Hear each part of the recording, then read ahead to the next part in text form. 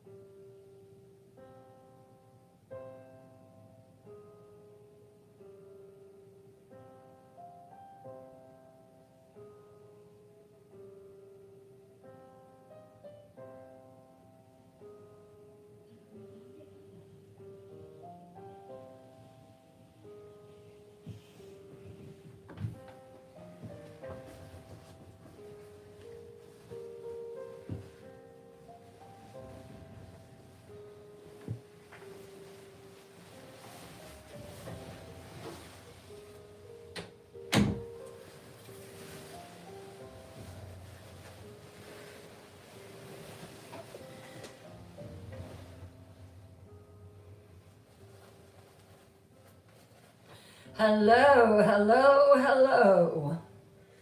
How are my Night Dwellers doing? Welcome. Just dropped something there. Hello. Come on in, make yourselves to home.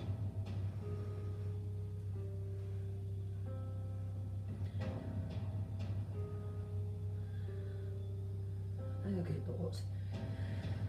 No, no, no, no, not what I want. I want this. There we are. Hello, Night Dwellers. Welcome in.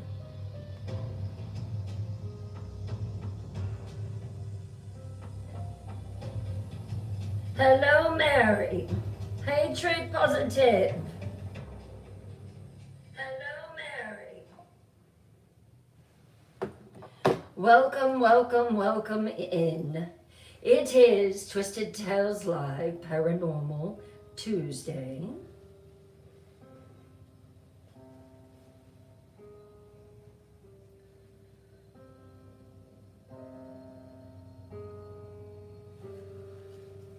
You're here watching on YouTube. Hey, Matt Granny.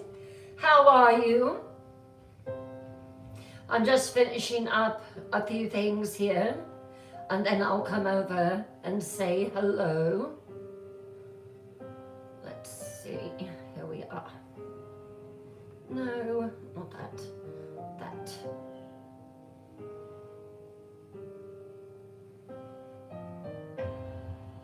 Yep, we'll go with that.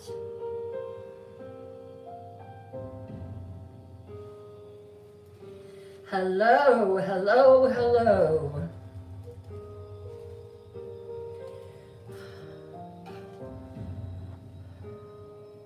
Hello, David.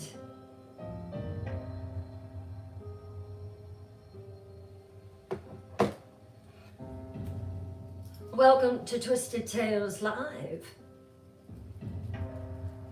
Tonight is Paranormal Wednesday. It's that that time again.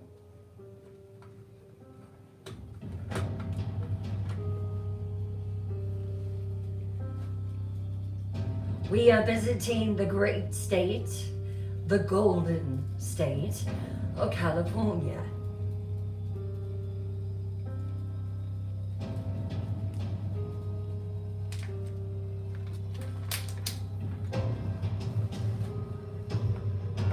How is the music? Can someone let me know?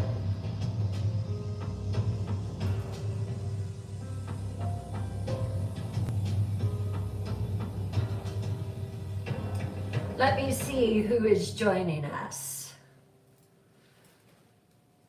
Hello.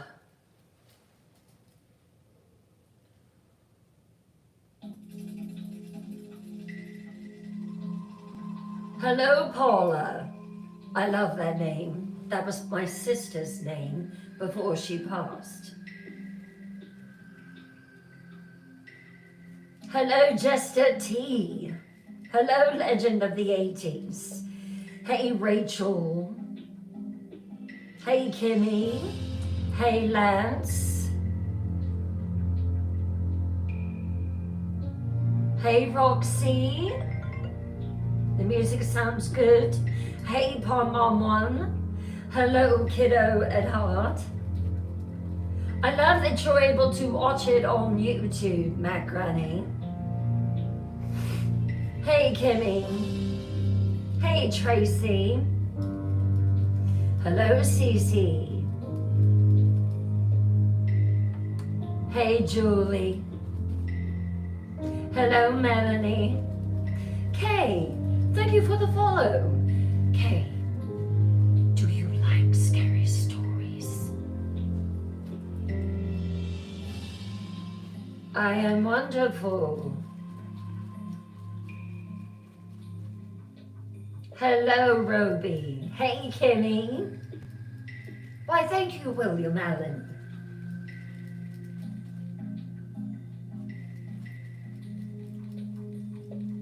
Hello, Lumberzock. How are you? Sounds awesome. Wonderful. Good, Paula. Good to hear it. Sounds good. Hey, Judy. How are you?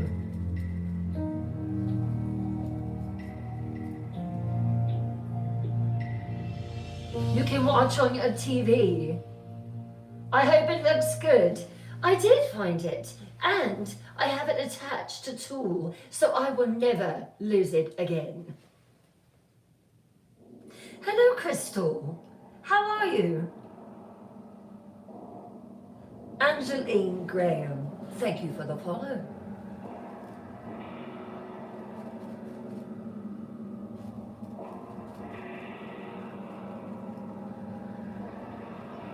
Hello, Angelina.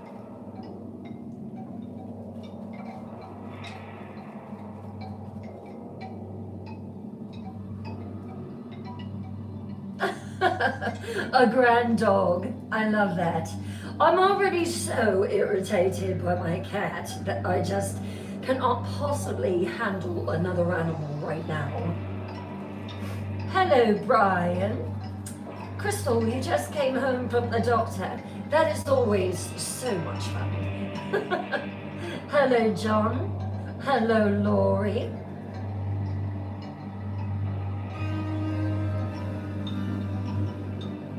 Tara. Where do you think I found this lovely van? Timu. I really should be their spokesperson. Hello, Keisha. How are you, darling?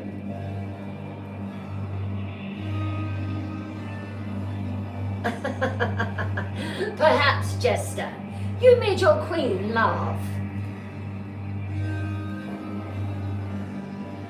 Very good. Come in, make yourselves at home. Now there are some rules for the Night Realm. One, we love vampires, but we don't like energy vampires. I don't like them in my court. So if you are thinking of coming in and being harassing, negative, just plumb nasty, it's probably not going to work for you. But I wish you the best. We are a fun, safe, loving community that thrives on happiness and spooky stories. Come in, enjoy yourselves. We are non-judgmental here. We want you to come in for the next couple of hours and enjoy your stay.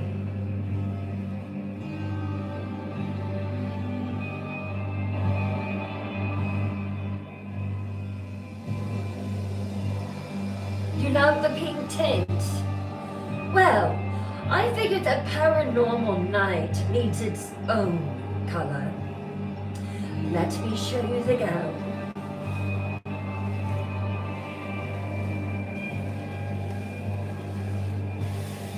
Tonight is black.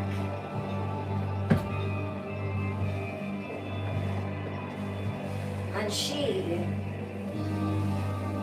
is lovely. She is completely black from here down. There was no adornments, no embellishments, just the gown, the waist, the back. The train goes out to about there, but you can't see it all that well. But it is black. Welcome, lords and ladies of the court.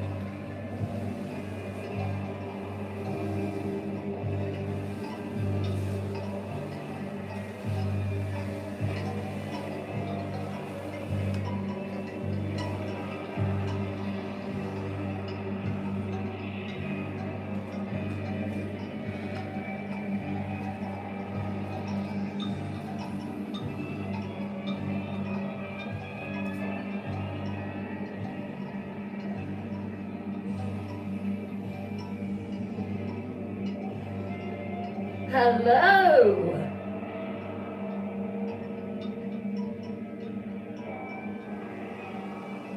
Hello, Koi.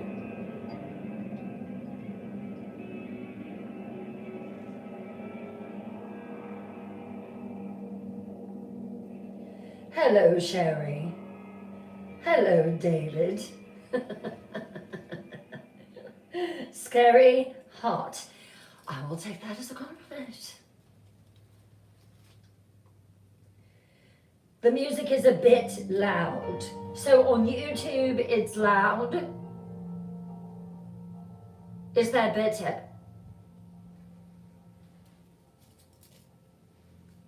Oh, I'm so glad you like it, Truth Positive.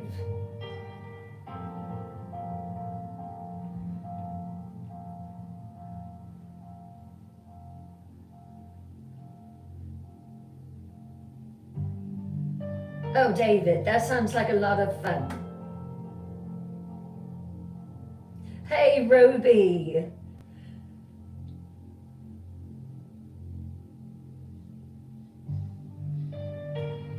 Hey, Mary Hess. Mary is our night watcher in YouTube. She'll be watching.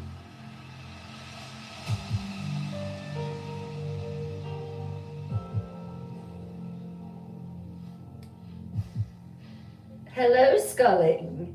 Hello, Emmy Pretty. I love your name.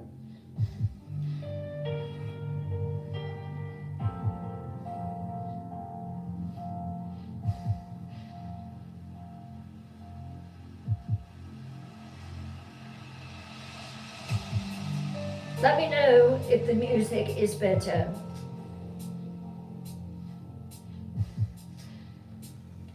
I want everyone at a level of comfort.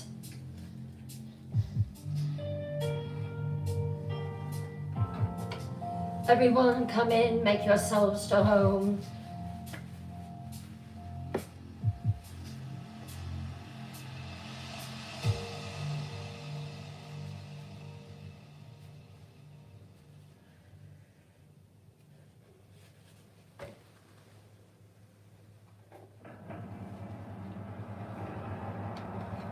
Welcome in, welcome in.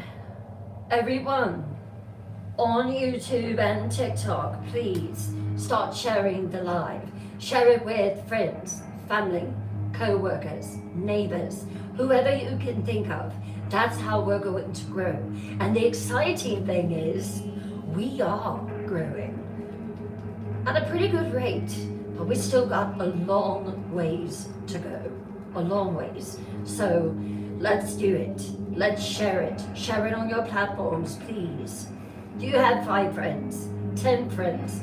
TikTok, Facebook, Clapper, Likey, YouTube. Let them know, please. I have also set the first live goal of the evening with my twisted trinkets. And then up here, you can find Bryn's Bewitched Boutique. And you can see all the lovely twisted trinkets in there as well. My name is Bryn Morgan, if you are wondering. I am a horror author. I am also a teller of scary stories, paranormal stories, ghost stories, my favorite, true crime, serial killers, Appalachian horror, and lore. And I have quite a lot of lore stories coming up, so stay tuned for that.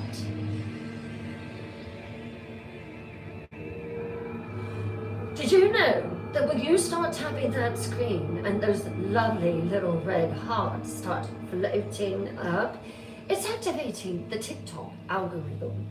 And what does that do, Bryn? It pushes us out to more people who are not aware that there is a Twisted Tales Live. I prefer to find myself as a live storyteller. Do you like story time? Then you will love this with a spooky twist.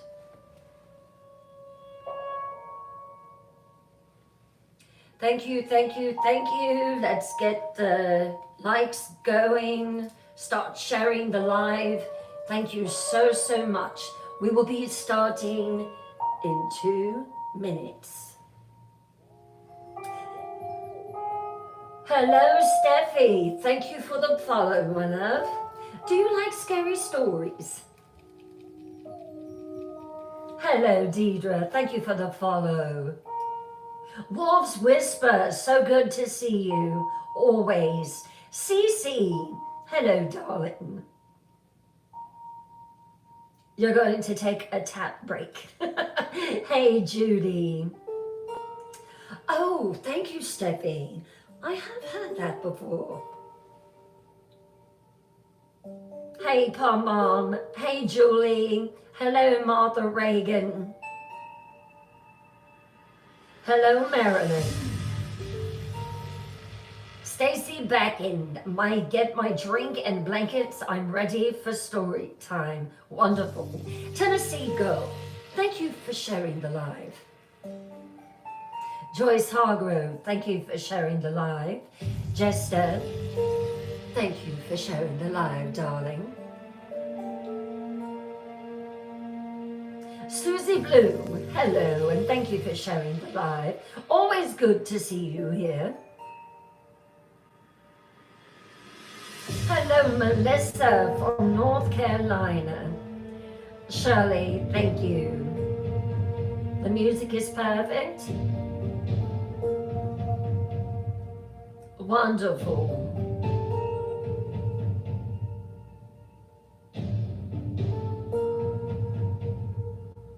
Kusharumi, thank you for the follow. I love your name.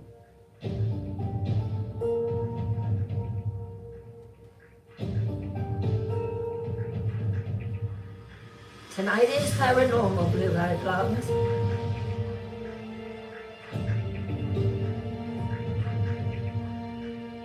Hello, Kat. So good to have you here. Rotting Savior, how are you, darling? Maury, hello. Tonight is Paranormal, yes.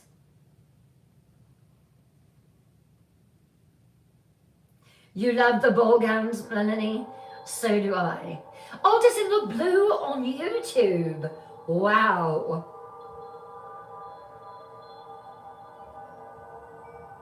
It is simple, and sometimes simple is good.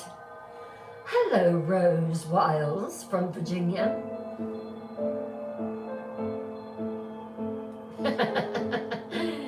Hello, hello. I lived in Virginia for a time.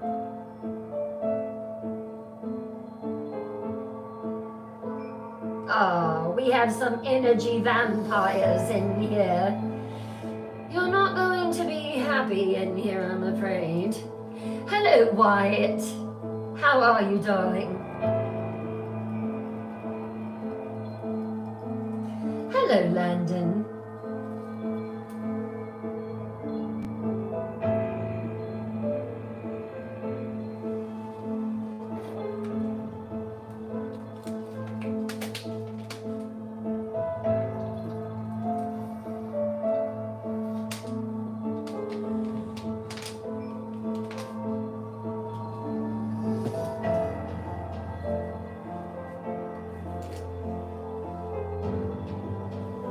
It is almost that time.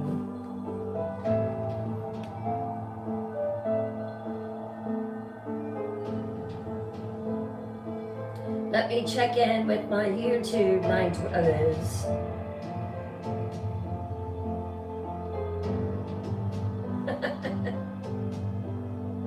Looks like y'all are having a good time over there.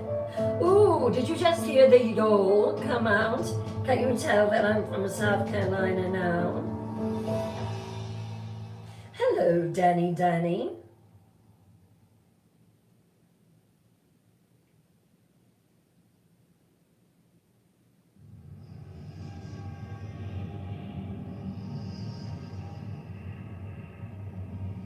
And you are guarding me so wonderfully. Thank you, Sherry. Well, it is time.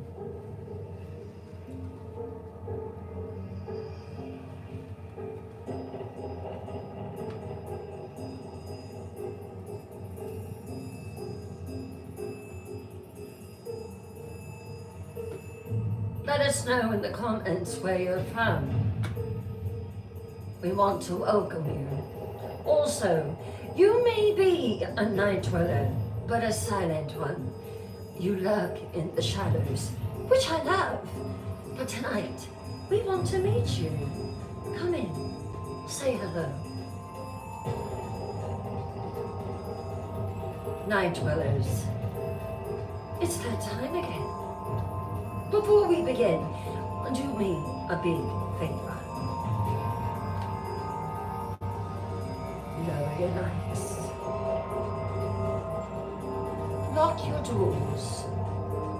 Pull those curtains tight, because tonight the shadows are not staying put.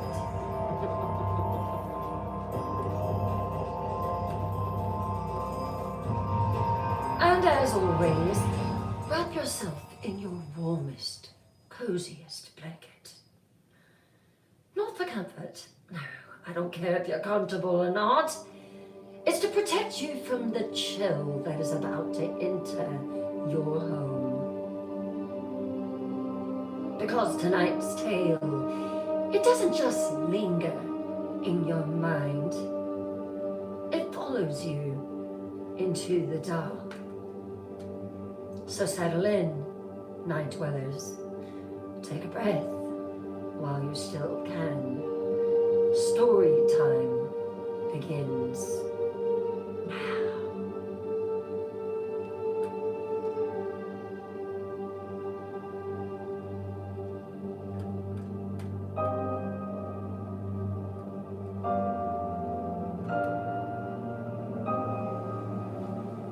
Every state is haunted. And I knew that California had haunted places. But there were two that I researched, and I found out that they're the most haunted locations in California, the Golden State. The first story tonight is the Wally House in San Diego, California.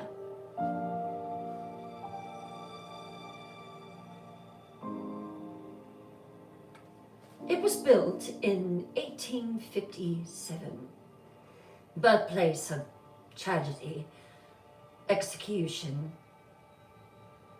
suicide, and whispers that never stop. Chapter 1, a house built on blood.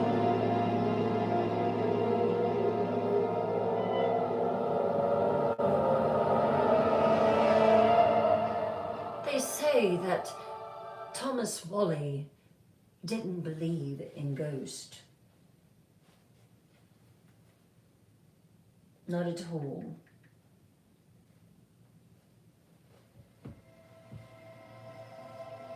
So when people warned him not to build his home on the site of a public hanging, he laughed. I don't care how many people were hanged here.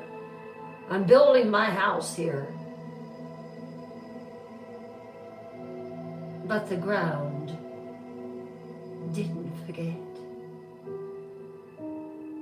Tonight we will be talking in first person with a former tour guide of the Wally House. She'll be sharing all of the experiences from guests, and even some that she had on her own. Shall we begin?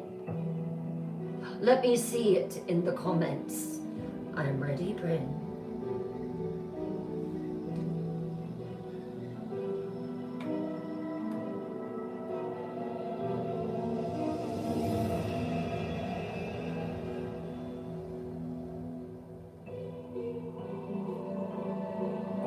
Wonderful night dwellers. Let's dive in.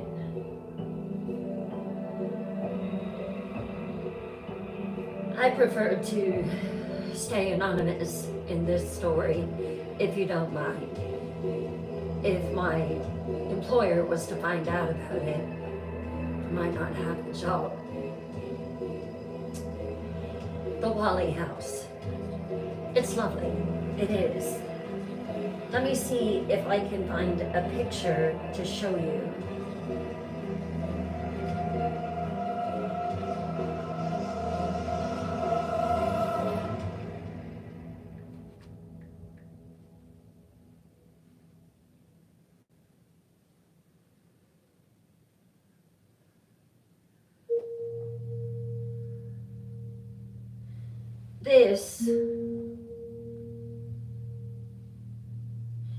This is the Wally House. It doesn't look super haunted, does it? But it is. Very haunted, indeed.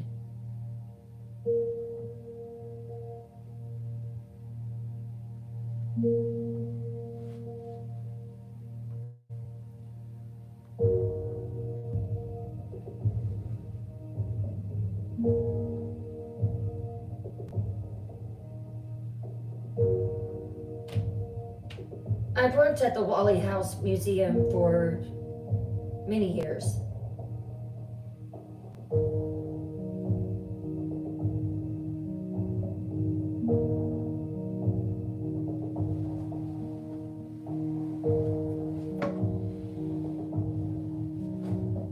As a tour guide there, I have to learn everything about the house. I have to know every story. I have to know all about the owners. I have to know about the history of the property. The first story that I was told about was Yankee Jim Robinson. When this house was built, the owner was told there have been many hangings that have happened here. He didn't care. He was going to build it anyway. There were many men that were buried after they were hung on the property. But the first story that I heard about was Yankee Jim. This man was hung at the Wally House. He was a convict, a bad one. He robbed and did things that got him in trouble. Where they hung him at was a tree, and it hung pretty low to the ground, but Yankee Jim, he was tall, really tall. When they were trying to hang him, he died slowly. And the reason being is because his feet were scraping the dirt. He wasn't just hanging in the air. It made his hanging excruciating and full of agony. He was gasping for air for nearly an hour. When they took him down, they buried him, and they built the Wally House over his grave. So Mr. Wally moved in with his wife and his baby son. The walls were solid, and the stairs creaked maybe once.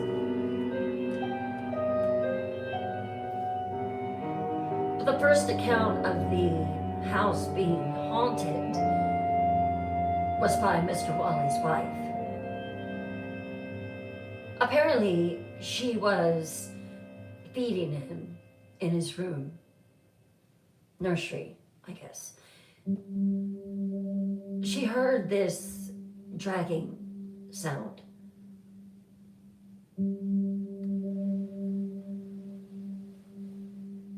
At first, she thought it was maybe something in the attic above her. She told her husband, "Can you please go and investigate this? It is keeping our son awake." "Of course, darling." So Mr. Wally went upstairs and he checked the attic. He didn't see anything. But that night, as they were both laying in bed, their son began to cry. Mr. Wally got up and investigated it. He heard a dragging sound. "What in heaven's name is that?"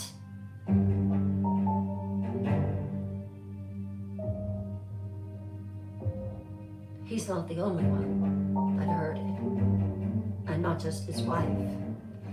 The servants that they hired inside the home, they heard it too.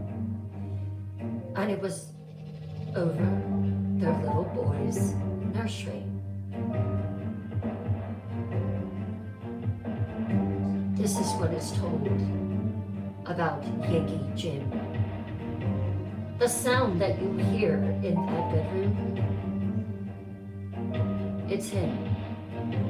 The exact spot where he hung in agonizing torture for an hour.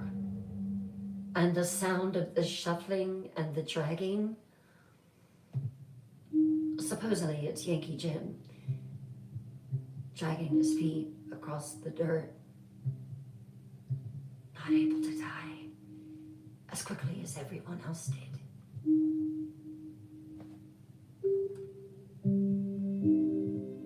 Even today, you hear voices in that room, footsteps, dragging, shuffling, the heavy footsteps of a man too tall to have hanged cleanly. Thomas Wally wrote in his journal, I hear him. I hear that man, the tall man. I hear him walking the halls again tonight. I hear him shuffling. What can I do to get rid of him? It seemed that no matter what they did, their son, he just wasn't content. He cried all the time. Thomas's wife was exhausted. Months later, unfortunately, his son died mysteriously. They said it was scarlet fever. But there is still speculation that Yankee Jim had something to do with it.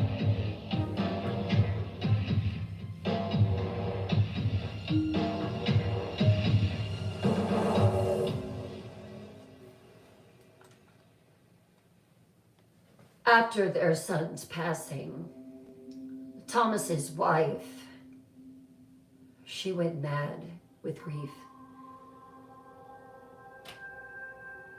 It was said by the servants that she's laid in her bed and she would just swear all the time that she saw a shadow at the foot of the bed. And she told Thomas, he took our son. I saw him standing at the cradle, Thomas. I will never have another child here. Most parents probably would have left, but they didn't.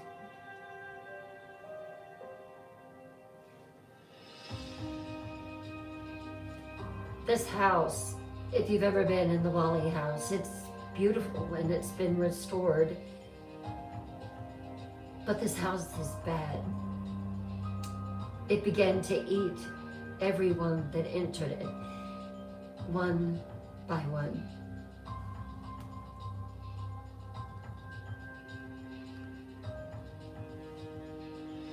Chapter 2, an empty shed that rocked itself.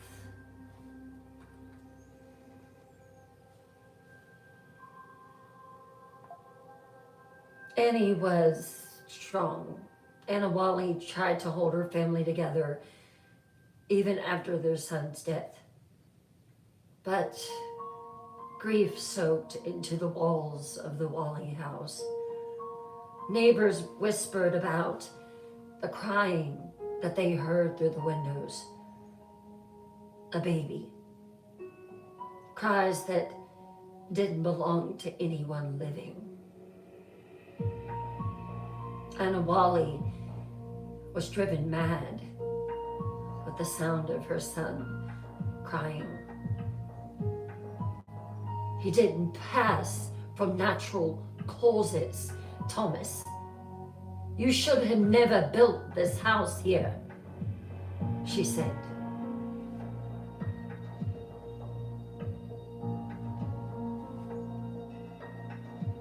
Servants said from accounts that Anna began spending her afternoons in the parlor,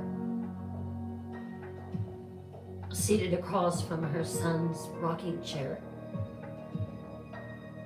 One day, she swore that it started moving, slowly, and then faster, back and forth, back and forth. No wind, no quake. When I was doing the tour at the Wally house,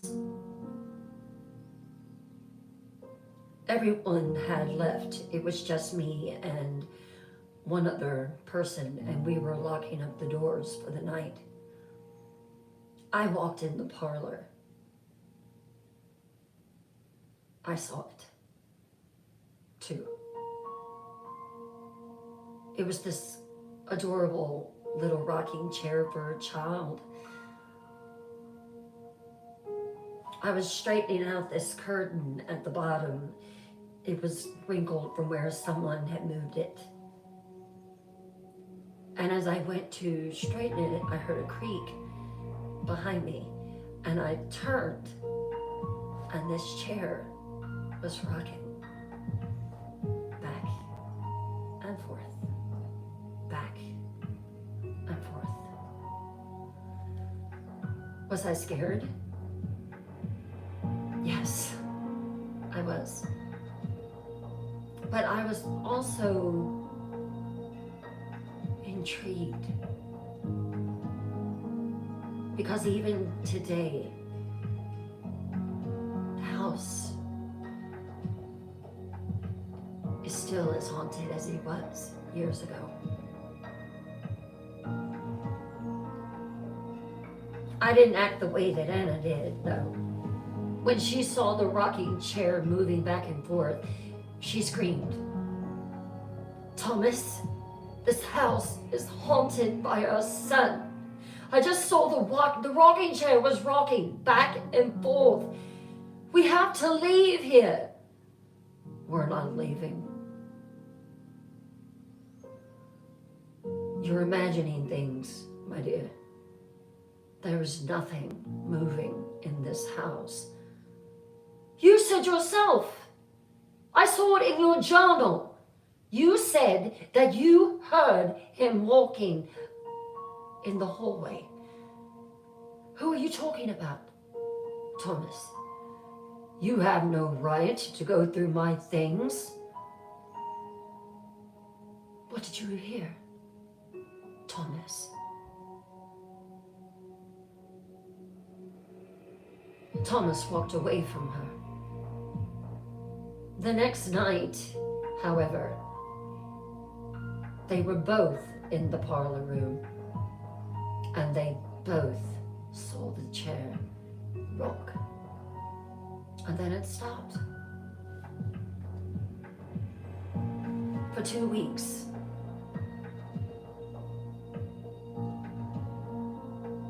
Anna wasn't happy when she became pregnant with their next child. She was afraid that something was going to happen to that one too. It seemed perfectly healthy. And then things began to change. The crying, the loud outburst in the middle of the night. Everything seemed fine. And then the second child passed away too. The chair began to rock again. Anna was just mad with grief. Accounts say that Thomas nailed the chair to the floor. He nailed it to the floor. And the next morning, it was dragged halfway across the room. Ooh, I just got chills on that one. After that, they left it untouched. They left the chair exactly as it is. I don't know if, let me see.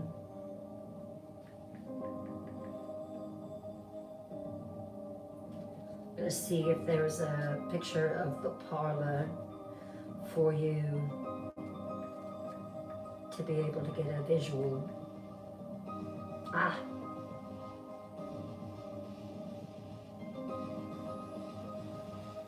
This is the rocking chair. And it doesn't help that they have a creepy doll in it, does it? This is the Wally house. parlor room, and this is the rocking chair.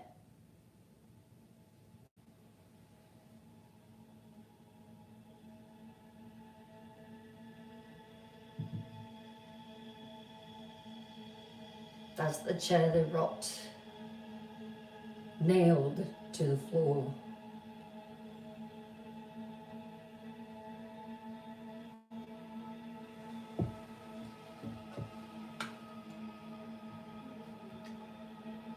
We've had many guests that have said they've seen the chair moving, just like I have.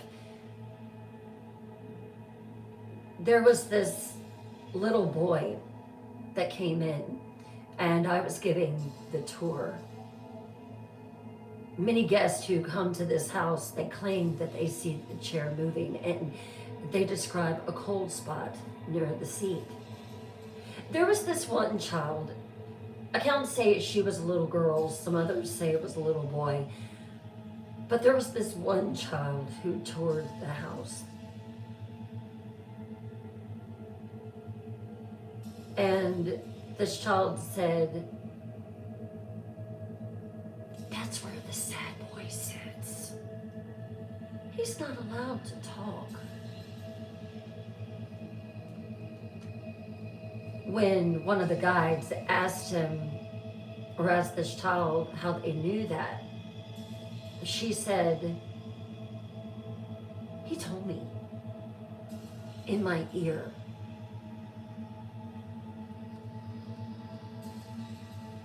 Chapter 3. The courtroom that wouldn't stay quiet. Built for justice, but claimed by ghost. What most people don't understand and don't know is that the Wally House also served as San Diego's first official courthouse. Did you know that? I didn't until I was studying this story. The parlor was transformed into a courtroom. Judges sat where the family once held dinner, where Thomas and Anna sat, and criminals stood trial, just steps from where Anna rocked her children. But once those trials ended and they faced the consequences of their actions, the spirits stayed. Visitors and guides began to report strange phenomena inside the old courtroom.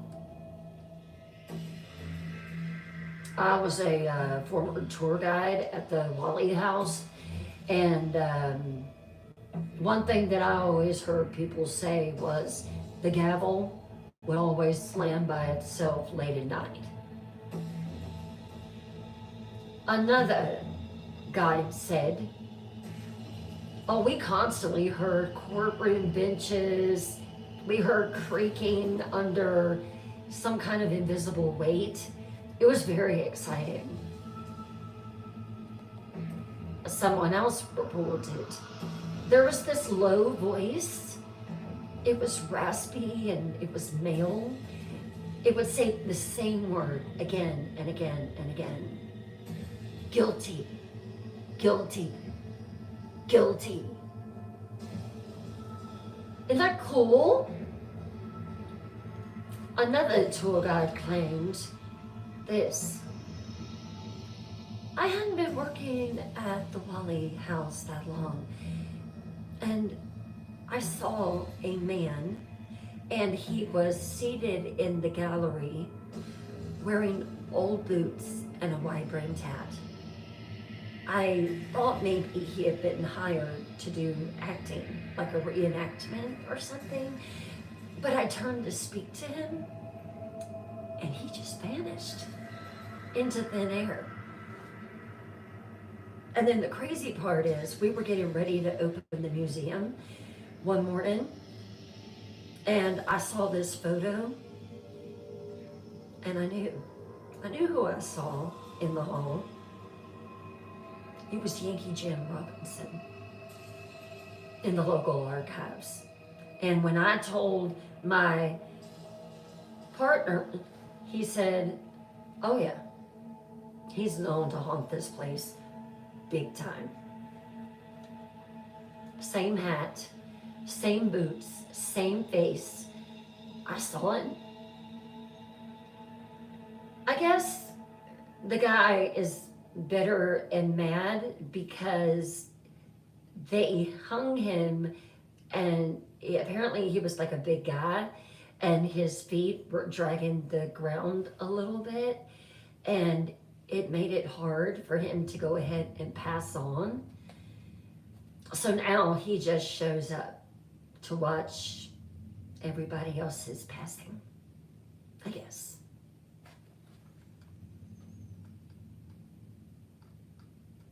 Chapter 4, The Woman in the Window. Some spirits don't move on. They look out, waiting.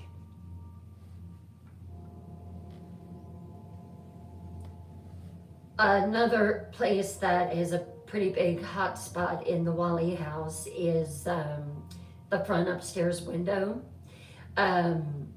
It's become one of the most famous features of this house. And it's not because of the view, it's because people constantly are saying that they see a woman staring out of the window. She's always been reported as wearing the same thing, a long dark dress with sleeves. Her hair is pinned back kind of severely. She's got a pale face, no expression, and she just watches. It's firmly believed that it's Anna Wally. I believe that too. There have been some tourists that have actually snapped photos of her. Paranormal teams have set up motion detectors in that room. We've actually started locking the room now. It's completely empty and it's armed. But just a few weeks ago, someone said they saw the figure standing at the window, and they believe it's Aunt Wally.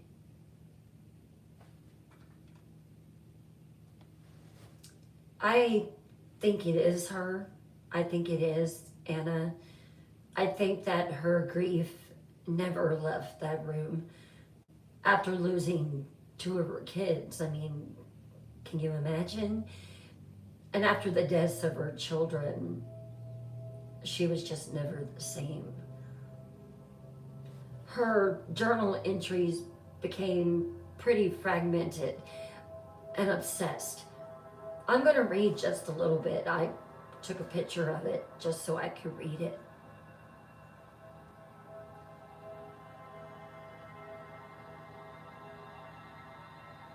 I think she probably read this in the early morning hours when it was still dark outside.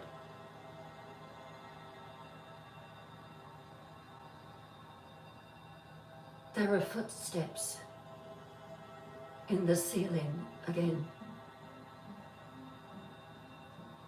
My baby cries and no one comes. There is something here that never left. I think it's in me now.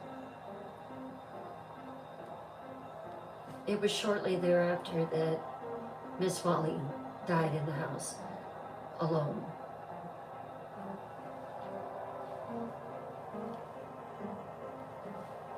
And now she just remained staring outside at the world that moved on without her.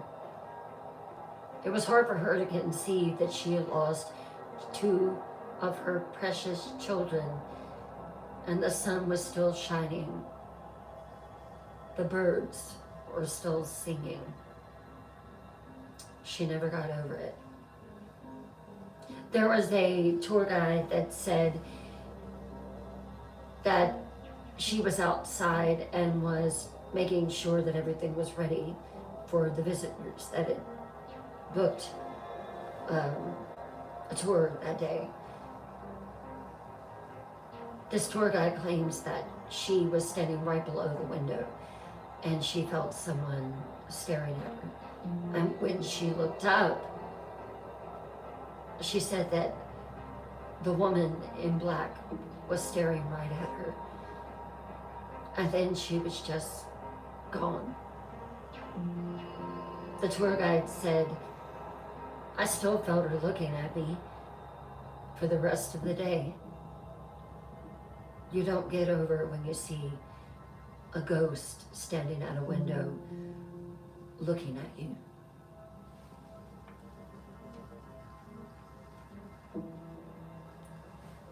Chapter 5, The Hanging in the Hallway.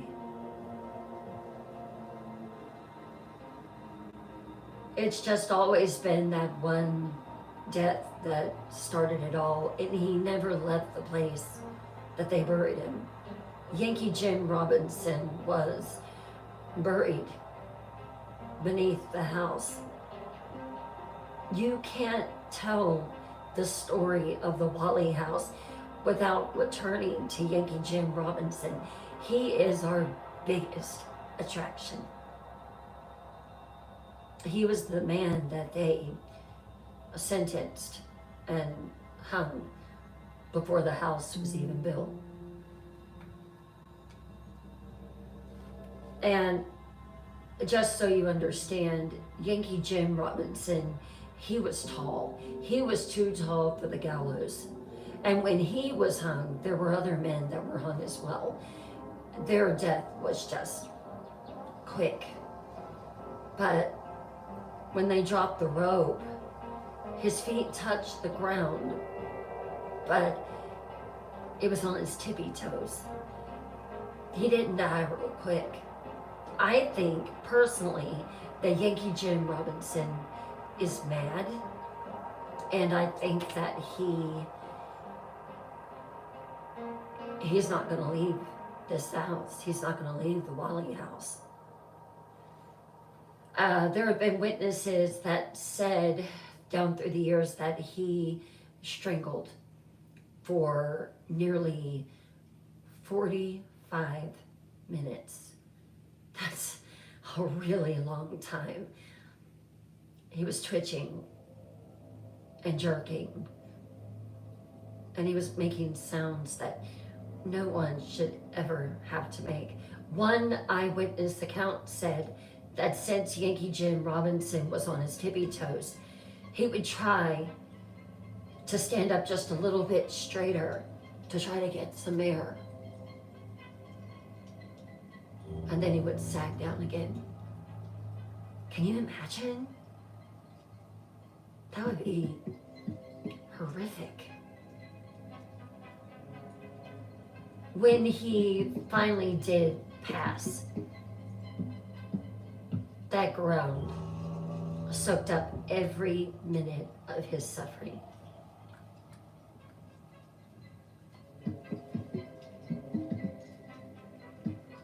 We believe, and visitors believe, and paranormal investigators that have conducted investigations believe that that hallway, that same hallway where they heard footsteps and heard the shuffling and the dragging, they think that's where he was hung.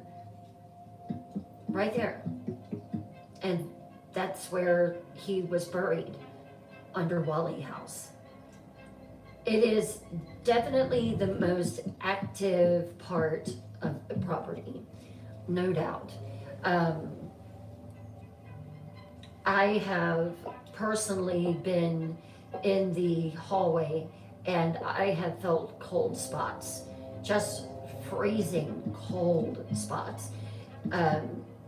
One paranormal investigator said that it dropped 20 degrees instantly when he and his team went upstairs. And, you know, we've had visitors report that they feel pressure on their necks as if there is a noose around their neck. like someone's hands are around them or rope tightening. Thank God I've never experienced that, and I don't think I want to. There was one guy, it wasn't on my tour, but it was on another guy that I know. There was this man that collapsed in the hallway, and he was gasping for air. When they asked him, "What's wrong?" he said, "There's something tied around my neck." He said he was choking. There was a woman that also visited the Wally house, and she fainted. And they had to pick her up and take her back downstairs. When she was revived and came to, she said, "He's still choking. He's still choking." It was decided that we had to stop taking people through that section of the house. We can't take them up in the hallway anymore. And at night, people say they hear dragging of boots, foot stomps in the hallway, back and forth, back and forth. And it's as if he's looking for someone to blame. Yeah. He's looking for someone to blame.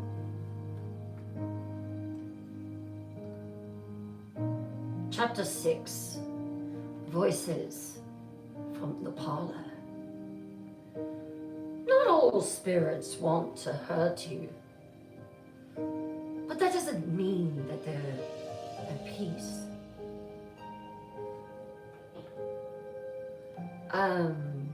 Another location that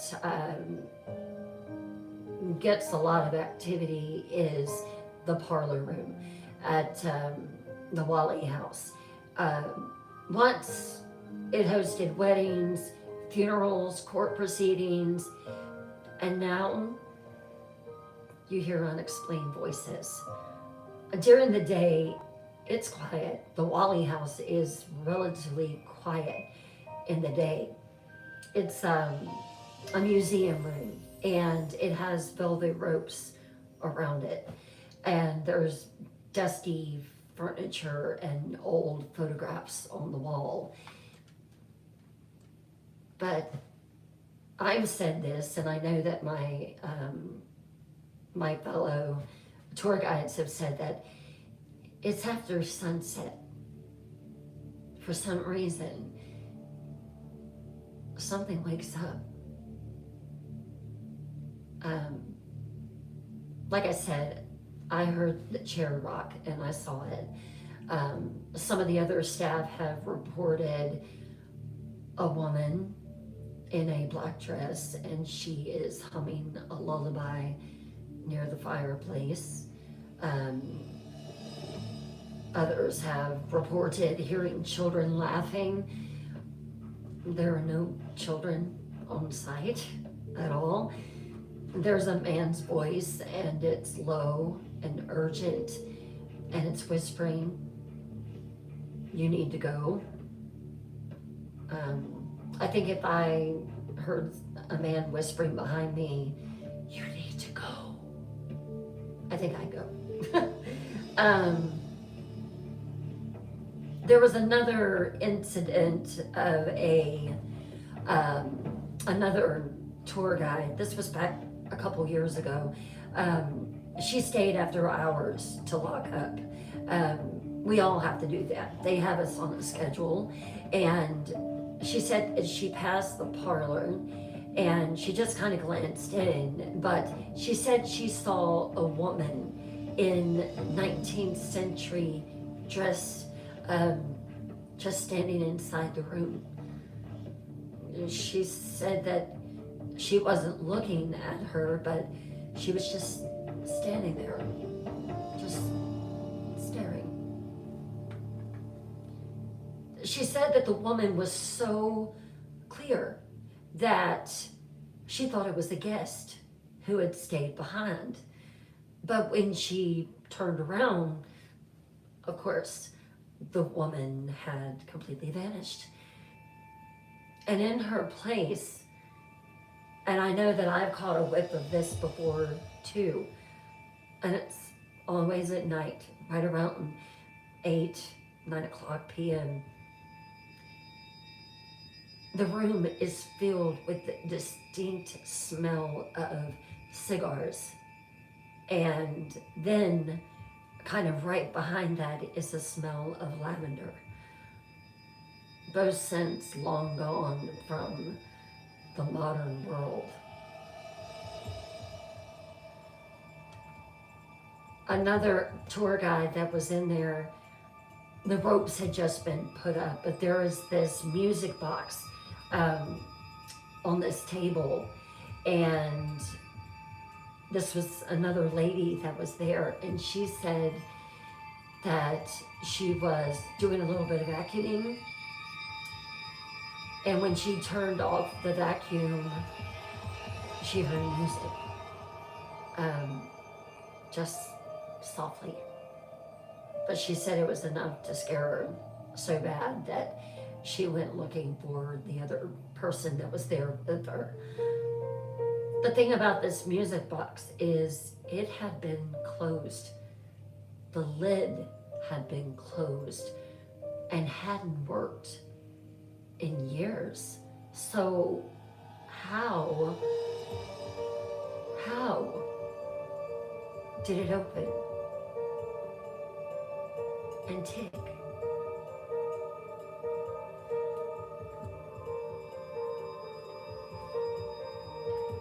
It happened a couple more times, and they actually brought a historian in, and it played a tune that neither she nor the historian could identify.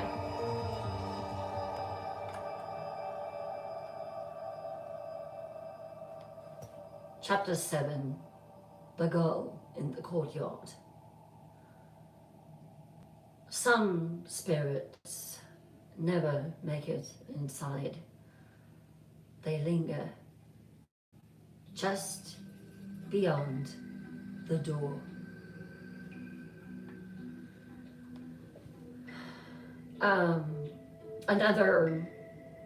Another thing that we experience at the Wally House is the courtyard. It is absolutely beautiful by day. Let me see if I can find it for you.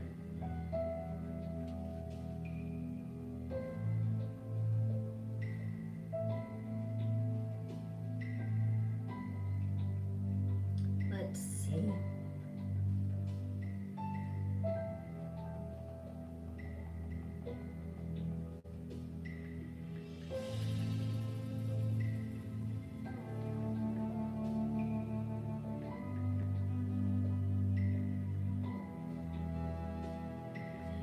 Here we go. I mean, it's not like anything grand, but I can picture, maybe in the, back when the house was built and they were, trying to make it all beautiful. Maybe it had flowers at one point. I'm not sure. But you can see the trees and the bushes that were planted. It's probably quite scary at night, I would imagine.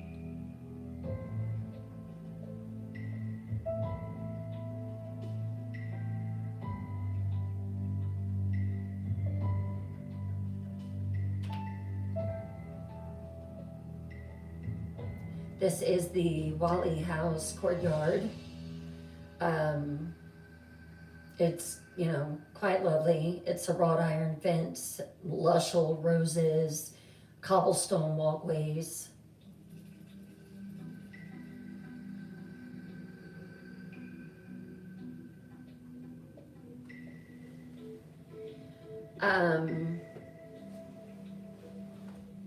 The times that I've been out there, It has been so um, just moody, dark. Um, it's like at night, something just strange happens just outside the door. Uh, and a lot of people comment that they have seen a young girl. She's often seen standing near the fountain. Um, I've never personally witnessed her, but I've heard people on my tour say, "Hey, look at her. There's a little girl over there. She's small, quiet. They report that she is dressed in old-fashioned clothes and that she's probably around 9 or 10 years old. Again, she is a spirit that is very visible. That is the thing about Wally House is all the spirits are just very clear. They have seen her passing. The visitors have reported that she's so clear that they think she's part of the tour. And one guy said that he saw her walking and then she just disappeared mid-step. So local legend says that her name is Carrie Washburn. She was actually a playmate of the Wally children. And she died nearby in a very tragic accident. But no one really knows that much more about her. She never speaks. She just stands there and she's just watching. One tourist leaned down to talk to her, and she said that the little girl looked back at her and that she was scared. The tourist asked her, "Are you okay, honey?" And the girl nodded once. She pointed to the house and she whispered, "Don't go inside." And then she just disappeared. That same night, the tourist had fainted inside the courtroom. He said he had no prior health issues, no memory of it. Just the one, there was this EVP that was set up in this spirit box, and their paranormal investigators that went in there, there was just one phrase recorded on the EVP recorder in his pocket. And he heard, "I warned you."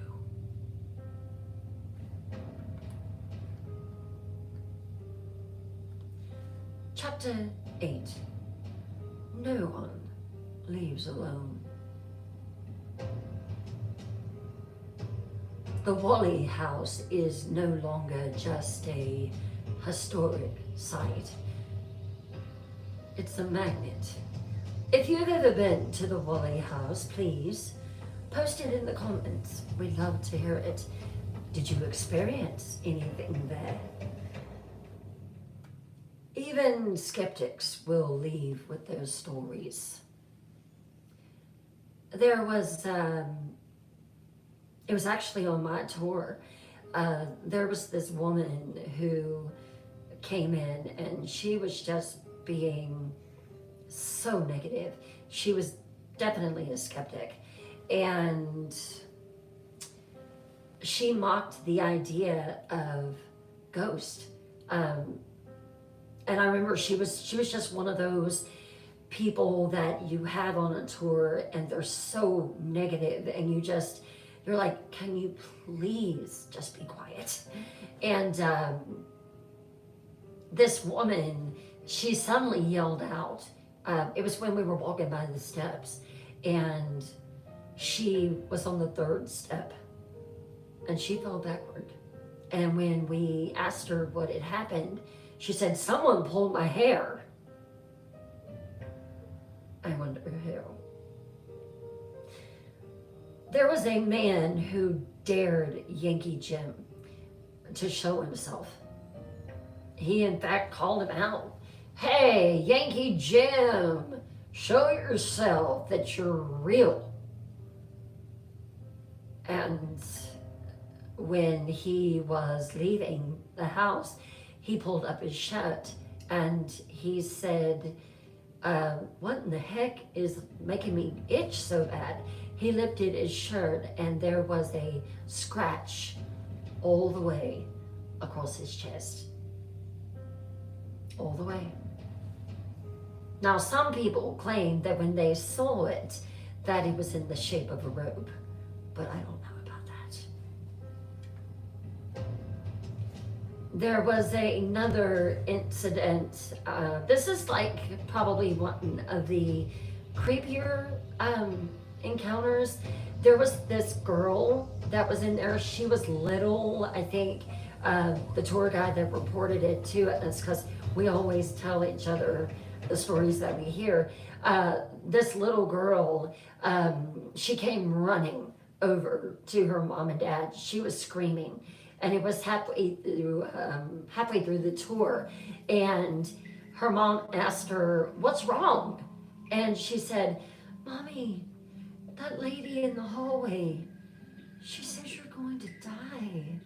Is it true, Mommy? Are you gonna die?" The mother asked her, "Which lady told you that? I'm gonna have some words with them." The little girl pointed. There was nothing there. There have also been examples and reports of guests getting suddenly ill, vertigo, nightmares that begin the night of their visit and end up lasting for weeks. There was this one paranormal investigator. He was fully equipped and recorded nothing inside, not one sound, not one reading. He did not pick up anything. But when he got home, and this was in the parlor where he had been, he said he played back the spirit box because he saw a light flashing on it. So he pressed it, and he said, as clear as day, he heard someone whisper, "Stay." The Wally house, it's interesting, for sure. I've been there for years, and I'll probably be there forever. But yeah, that's what I encountered in the Wally house. Night dwellers, the Wally house doesn't try to scare you. No, it doesn't need to, because it doesn't just haunt the people who live there. It haunts the ones who visit. And some say it follows you home. I hope you have enjoyed the first Paranormal California story, the Wally House. Stay tuned for the second story of the evening. We will be posting that here shortly. Let's take a 10-minute intermission, and then we'll be right back.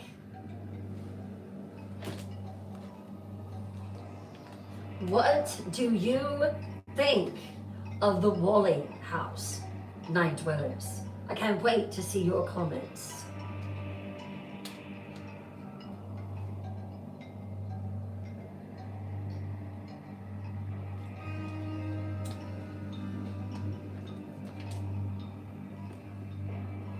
You are most welcome, Ashley McFarland. You liked it? Has anyone ever been there? Hello, Eden. So good to see you. Siggy Brado Moreno. Hello. Siggy, do you like scary stories? Hello, hello, hello. Hi, Papa Philip. How are you doing? Welcome.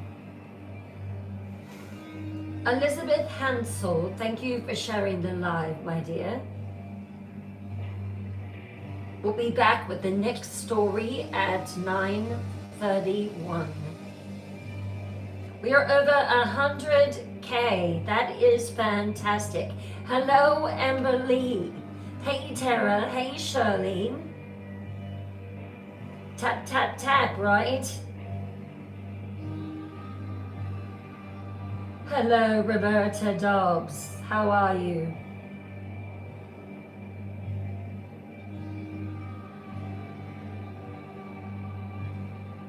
Oh no, deja vu. Very, very interesting.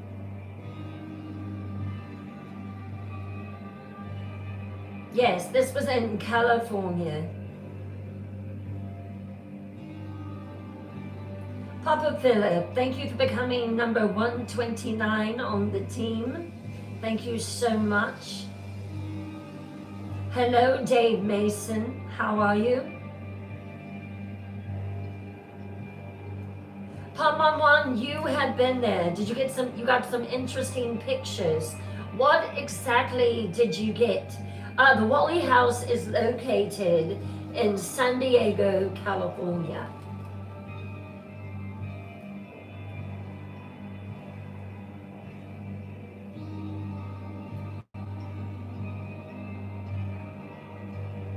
Oh, really, Jester?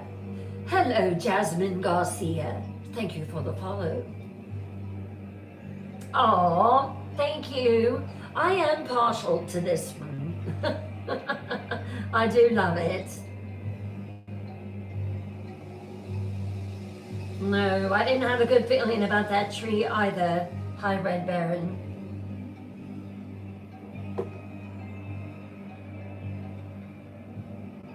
Oh, wonderful, Paul Bree. How are you and your daughter, Claire? Hey, Phoenix Frank.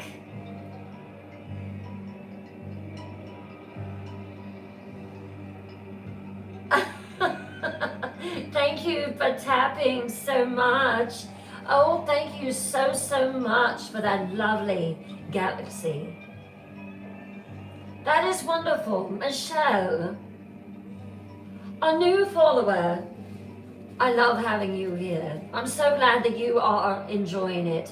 So let's get revved up for the second story of the evening. We're already at 100K. I'm gonna set a goal. Let's be at 115K by story time. Can we do it? Now I'm gonna go in and I'm gonna say hello to some wonderful people, if it will pop up, and it's not. It's always been difficult. We'll try it again. Let's see. There we go. It's just a little stubborn. Thank you, Tara. Thank you, Bossy Booze K. I love your name. Cece, thank you. Julie, thank you. Ruby, thank you. Michelle Garcia, thank you. Tracy Trasinski, thank you. Kimberly Ann, Kat, thank you so, so much. Rotting Savior, thank you. Looking for new names. Marla, thank you. Stacy, back in, thank you. Happy Pants 1968. I love your name. Brandy, thank you. Pamela, thank you. Amina, thank you. Puck, thank you so much for the lovely rose. Dan, thank you. Mela Jean, thank you so much for your gift. Thank you for these twisted trinkets, everyone. Thank you so much. Leslie Marie, thank you. Laure, thank you. Jackie, proud military mom of the army. Thank you. Lulu, thank you. Hello, darling. Lady in distress, thank you for the Night Star. TTN Agency, thank you. Thank you so much. Amanda Sykes. Papa Philip, thank you so much. You gave your first Twisted Trinket. Thank you so, so much. Kat, thank you for the galaxy. Thank you so much. It lit up the gift gallery. Thank you. Thank you all so, so much. I do hope that you are enjoying the show. Started out, it was just a small thing, and it has just developed into 5 nights a week, Monday through Friday from 8 o'clock p.m. to around 10-ish, I would say. And we just have a ball. Tomorrow night is fiction night, and there is one story that I know is on all of my Night Dwellers' minds right now, and that is Blood in the Snow. What is blood in the snow, Bryn? Vampires. So stay tuned for that. Do you have 5 people, 10 people, 15 people that you can share this live with? Please do it, because that's how this community is going to grow. If you are enjoying coming in here and being in here and hanging out and becoming a Night Dweller, guess what? Someone else will enjoy it too. So I greatly appreciate it.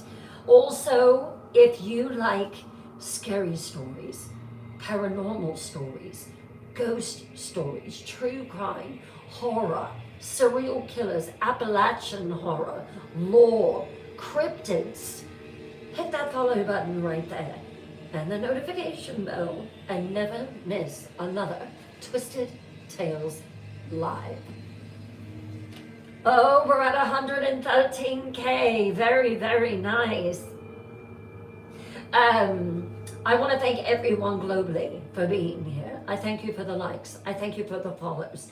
I thank you for the subscriptions. Once you subscribe, you will have the badge of Grim by your name. I tried to find something that was spooky, but also night dwellerish. Is that a word? Dwellerish. Well, now it is. So I thank you so much for that. I am also on YouTube, which I am sure my Night Watchers have posted.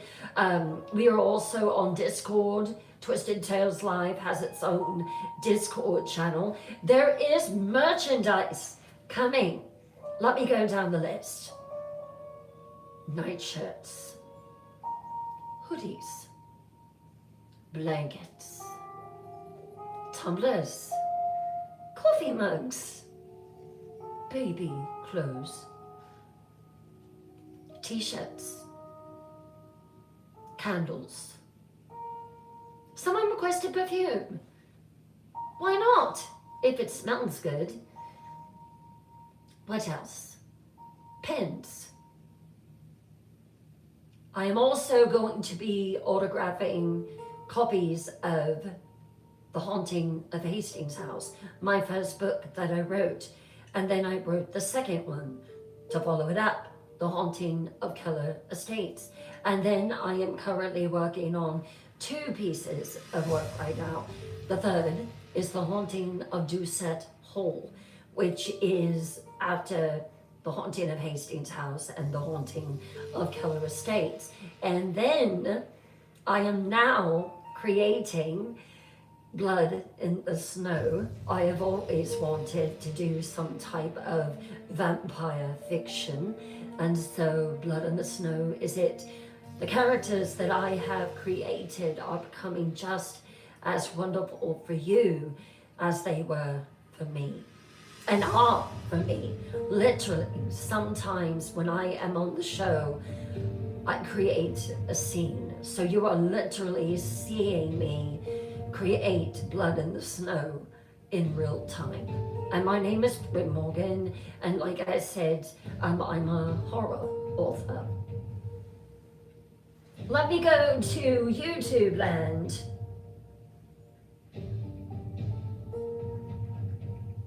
Kimberly, you collect hoodies. That's great.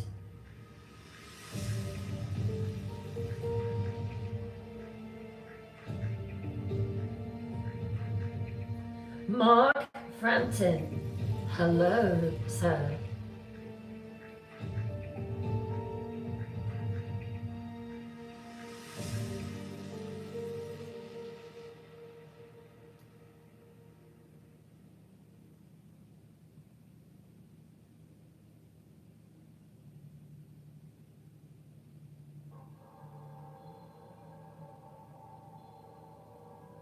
Oh my goodness, that's terrible.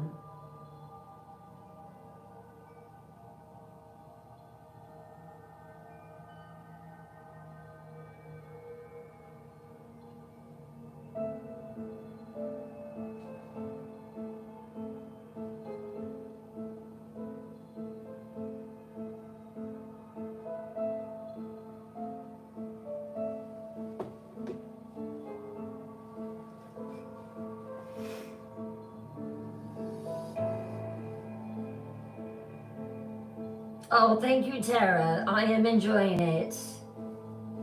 Hey, Jared. Hello, Chloe. I'm getting ready to start it right now.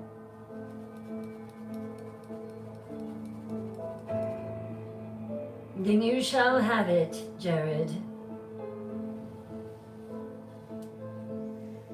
All right. So one thing that has become as popular as the stories is the gown.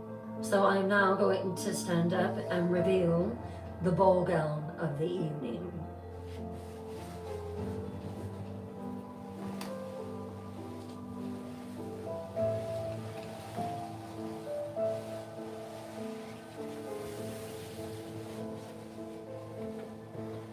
Tonight's gown of choice, fitting for paranormal night, don't you think, is black.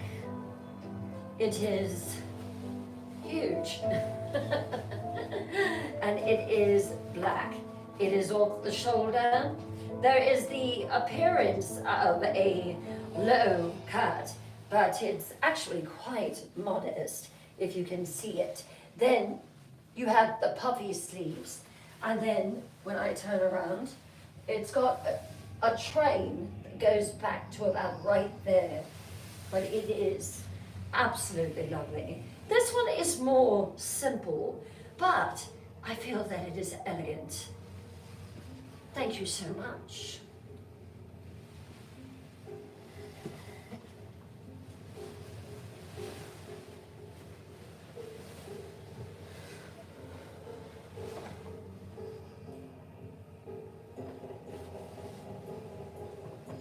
Who is ready for the second story?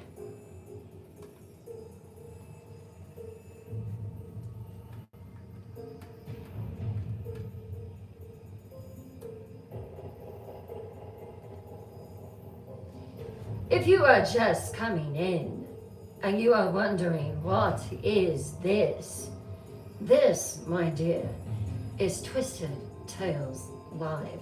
My name is Bryn Morgan. I am the Night Queen of the Night Realm, and tonight is Paranormal Wednesday. We just finished with the Wally House. Now we're going to the second haunting, the most second haunted location in California. Let me know in the comments if you're ready.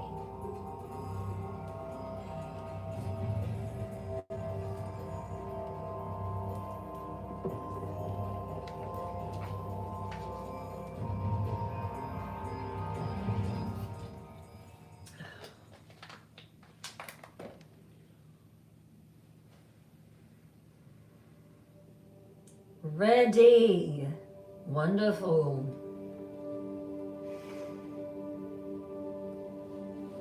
Night dwellers, it's that time again. And if you are just coming in, you're right on time. Now, I'm getting ready to tell the story, The Roosevelt Hotel.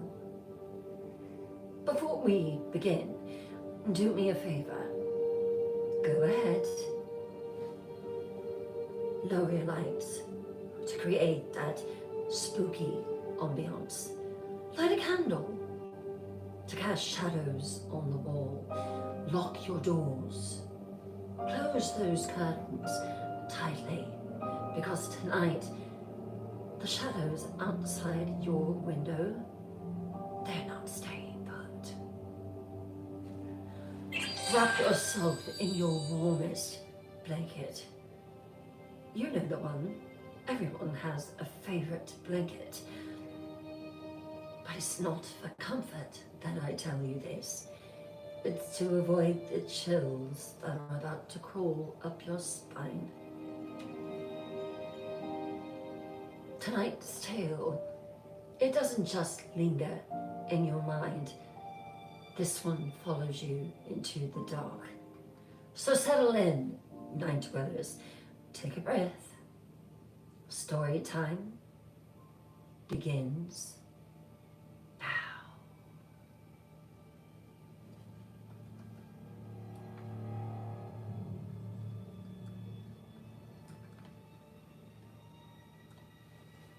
Have you ever heard of the Hollywood Roosevelt Hotel in Los Angeles, California? Let me show you a picture.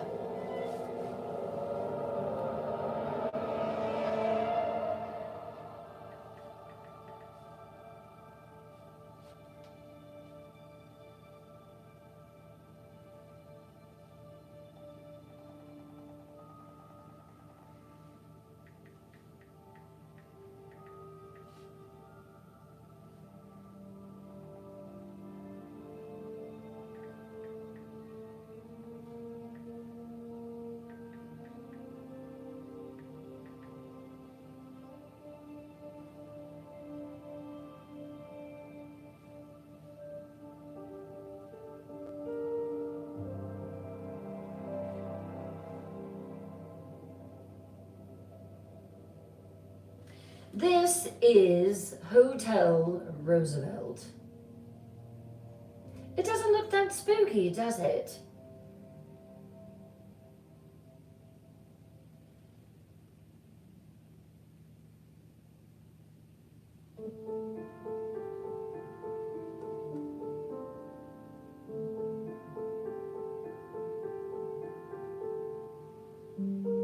And just so you know, we are going down the list in alphabetical order, each state in the country. Let me see. Ooh, this looks ominous. At night.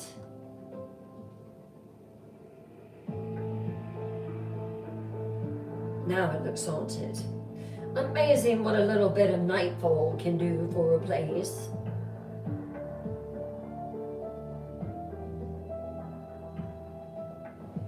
Now, you have a visual.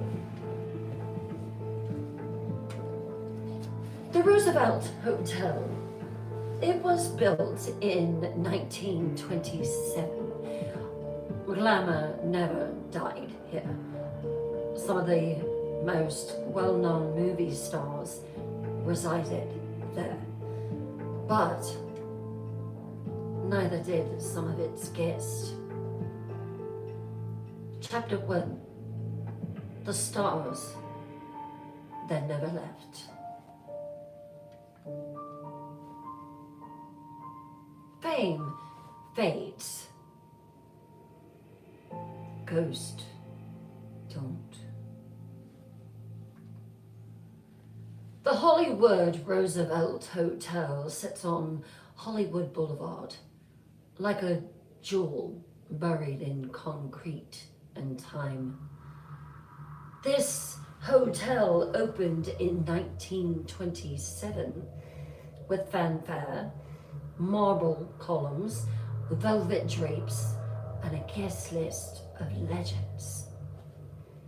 some of the people who have stayed there, famous Hollywood movie stars, Clark Gable, Carol Lombard, someone that you may have never heard of, Marilyn Monroe. Oh yes, it was a golden age of Hollywood, and everyone who was anyone wanted to experience it. But as the golden age of Hollywood faded, the Roosevelt stayed exactly the same. And so did its residents. Tonight we are going to be talking with the receptionist at the front counter. She has heard many stories from guests who have came downstairs in the middle of the night, frantic, worried, scared, fearful.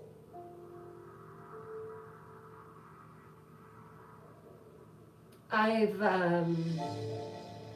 been working at the Roosevelt for years. My mom worked at the Roosevelt. My grandma worked at the Roosevelt. So I guess you could kind of say that it's like a family thing. I was put in charge of working the front desk, which I love because I love to come in and meet different people from around the world. And Hotel Roosevelt has got such a history about it. Now, my mom and my grandmother, they were like, they did maid service there. They cleaned the hotel rooms, vacuumed the lobbies, you know, that kind of stuff. But I remember even as a little girl hearing things about the Roosevelt. And I still have friends that ask me, why did you want to work there when you know what's there? I've never been afraid. I'm fascinated by the paranormal. And believe it or not, a lot of people that come there are too. I think the first time that I experienced anything, I was working the front desk and it was probably around midnight. And I'll never forget it. This woman, she came running down the stairs. She had this sassy dressing gown on, and I wasn't exactly sure, you know, what to think, but she was just down there in the lobby, and thankfully there weren't like a whole lot of people that were down there, but she was on the 9th floor, and she came up to the counter and she said, there are voices in my room. I didn't know that the Roosevelt Hotel's walls were so thin. The walls aren't. The Roosevelt was built with great construction. So I think she was probably the first one. I said, I'm sorry, you're hearing voices? And I looked on the register and she was on the 9th floor. And she said that she had heard the voices and she, you know, was going to try to work it out. But then she said that she walked in the bathroom and someone was staring back at her in the mirror. She said that the person that stared back at her was blonde and very beautiful, and that the woman in the mirror said hello in a very wispy, breathy voice.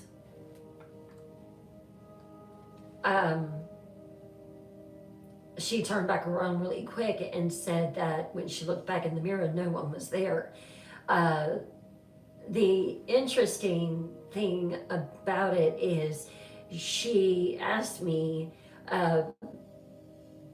what woman had stayed in that suite, and I told her, Marilyn Monroe, ma'am, she demanded her money back and she left.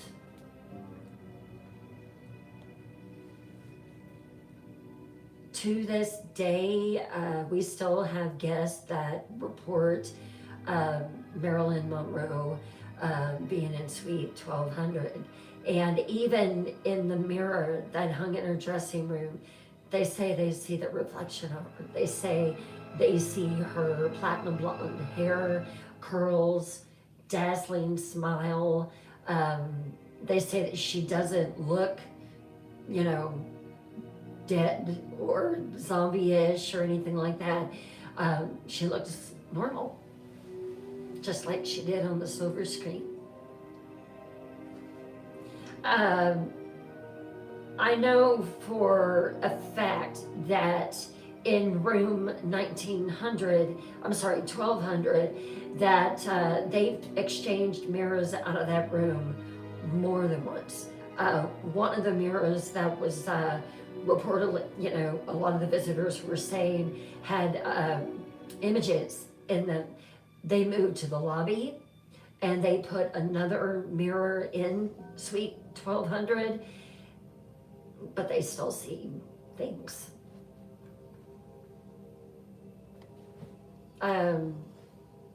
Yeah, it didn't help.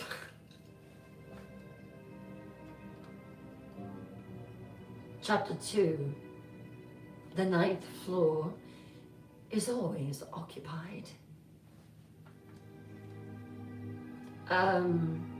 We hear a lot of guests complain about disembodied voices, thudding footsteps above them, despite them being on the top floor, and the sounds of something walking down the hallway. Staff have said that the phone at the end of the hallway, it's for guests. So back in the old days, I'm young, but back in the old days, down at the end of the hallway, there was a table that had a phone on it. And if you needed room service or anything like that, you would have to walk out of your room and make a call at the end of the hallway. And there have been staff and visitors that have said they hear the phone ringing.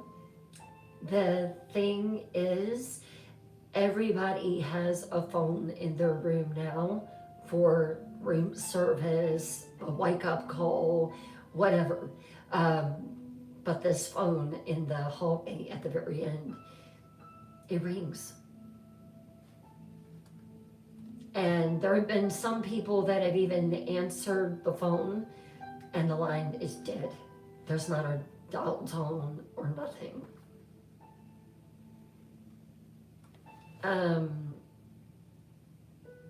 The things that I heard the most when I went there was the mirrors, disembodied voices.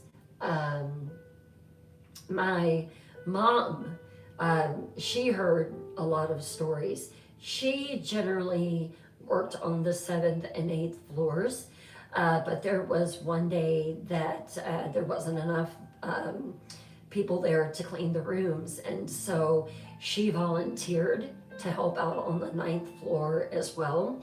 It was extra money, and she didn't witness it, but one of the other ladies did.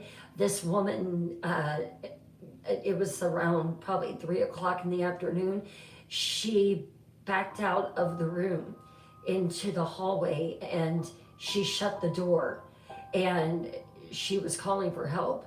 My mom said that the other lady that was down there at the end of the hallway said, what's wrong? And the woman responded back, she's in there. She's in there. She's staring at me. She's whispering to me. Security opened the door and the room was empty. There was no one in there. And when they pulled the security footage from that door, when the woman was coming out into the hallway, She was backing up and actually backed into the wall. There was a brief 3-second, 4-second distortion of right as she backed out of the room. And they said that the video pixelated and then it cleared. So, but they swear up and down something was there on camera.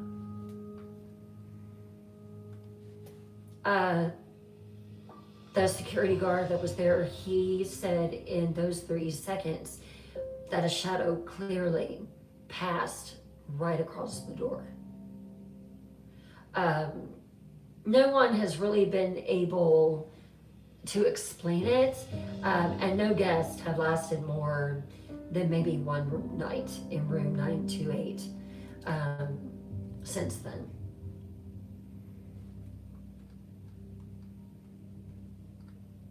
Chapter 3, The Child in the Hole. Not all ghosts at the Roosevelt are glamorous. No. Some of them, they want to play.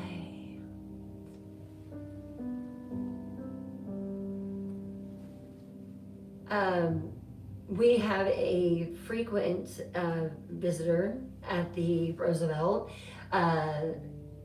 She's small, she's barefoot, she's dressed in old-fashioned clothes.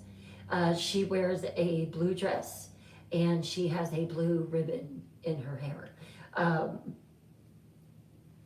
Guests have been in the conference room downstairs, or are there attending a banquet or a wedding or what have you.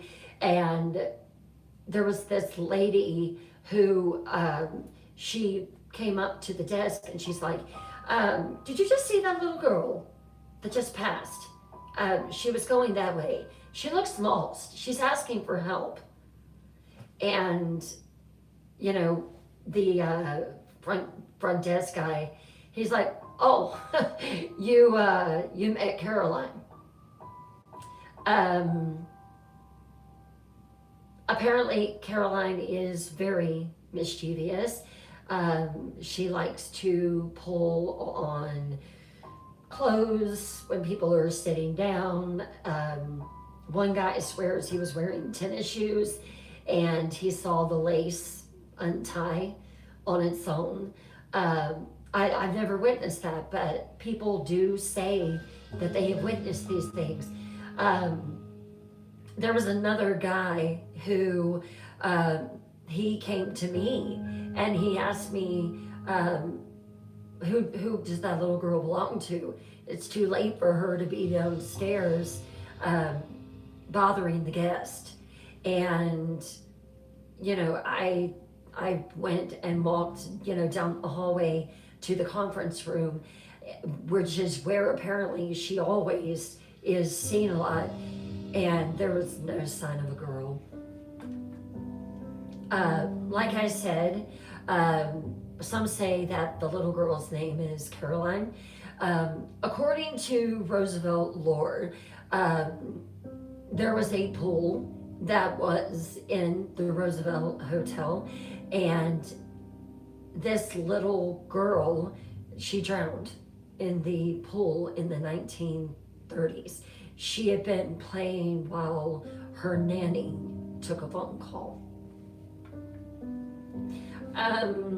She is seen in the hallway leading to the dining room. She's seen just past the elevators on the first floor. She's seen peeking out from behind corners, like she's waiting for someone to follow her. Guests have reported, being in the bathroom down there and hearing child's laughter outside the door. One guy, he was there to fix the pool. Apparently there was a problem with it years back, and he said the pool had not been used in quite some time. He was in there on the pool deck And he said that he didn't have all the lights on. He was working on the pump. And he said that he saw a little girl peek from around one of the many chairs that were placed around the pool. She was peeking out at him. And he said that when he asked, hello, you're not supposed to be in here, little girl, he said that he heard laughter again. And then he looked down. He felt a brush of wind.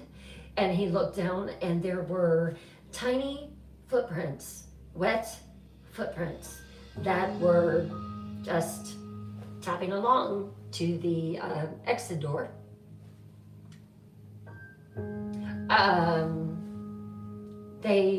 Many have reported she just disappears. She'll come in, she'll look at you, she'll peek around the corner at you, or she'll laugh and run, and then she just vanishes into thin air.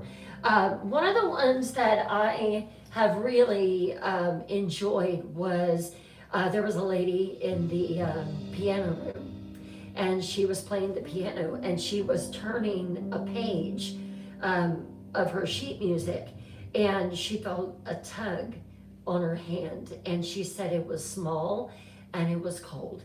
And she said, I know for an absolute fact something touched my hand, and not only touched it, but grabbed it. She said she turned and looked down, and there was no one there. There has been pictures that have been taken in the lobby. Let me see if I can find something here.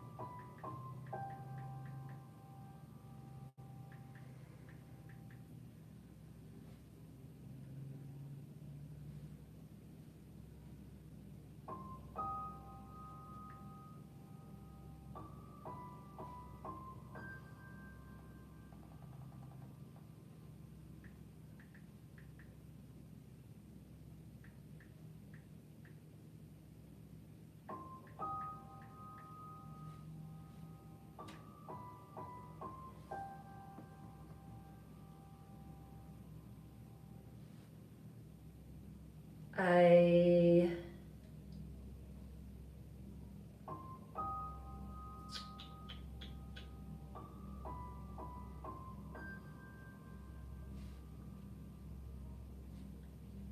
can't seem.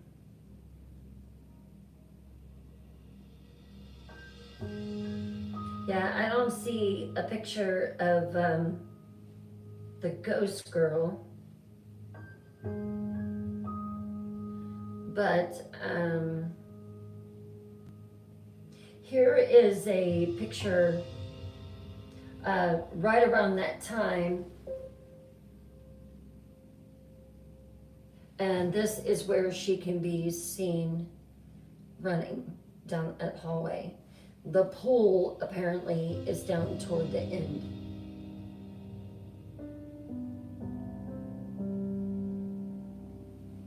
And that's the black and white photo of it.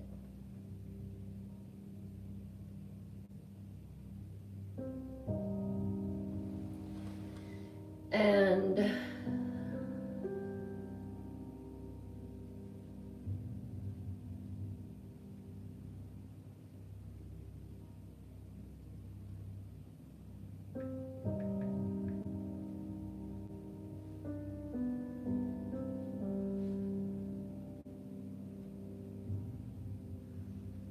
oh, that's pretty interesting.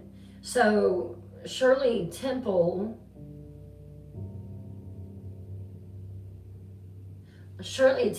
actually stayed at the hotel, and this is where she learned to tap dance. So that's pretty cool.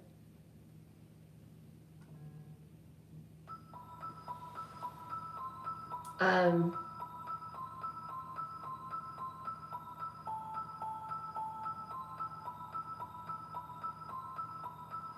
Here's another. This is the grand lobby of the Hotel Roosevelt.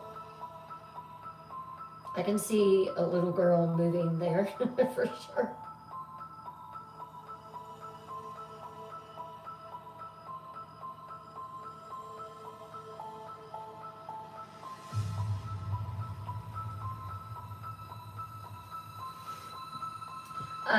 Some people, since I've been working there, have reported, taking photos because it's been updated and, just kept very true to its era. And some people have reported that they've taken pictures and seen blurry images in the lobby, and it's suspected maybe that is Caroline. Another lady said that she felt someone standing beside her and it gripped her hand too, and it was cold.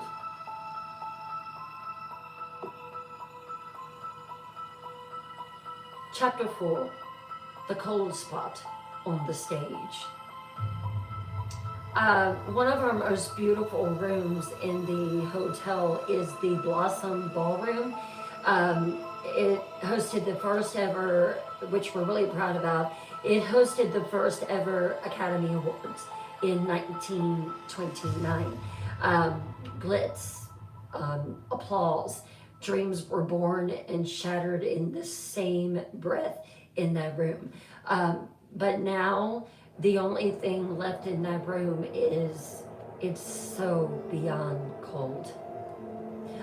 Performers that have entered and rented that ballroom for events report, sudden drops in temperature so sharp that some guests have even claimed that they can see their breath despite the California heat.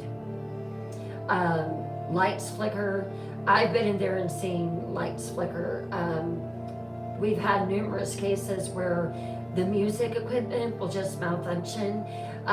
One singer that was there, he swore that he saw a man standing at the back of the ballroom and that he was tap dancing slowly during her rehearsal.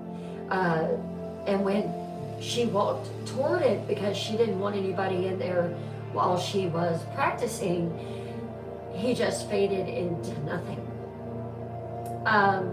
Some say that it's the ghost of an actor who never made it, never gained the popularity that he wanted.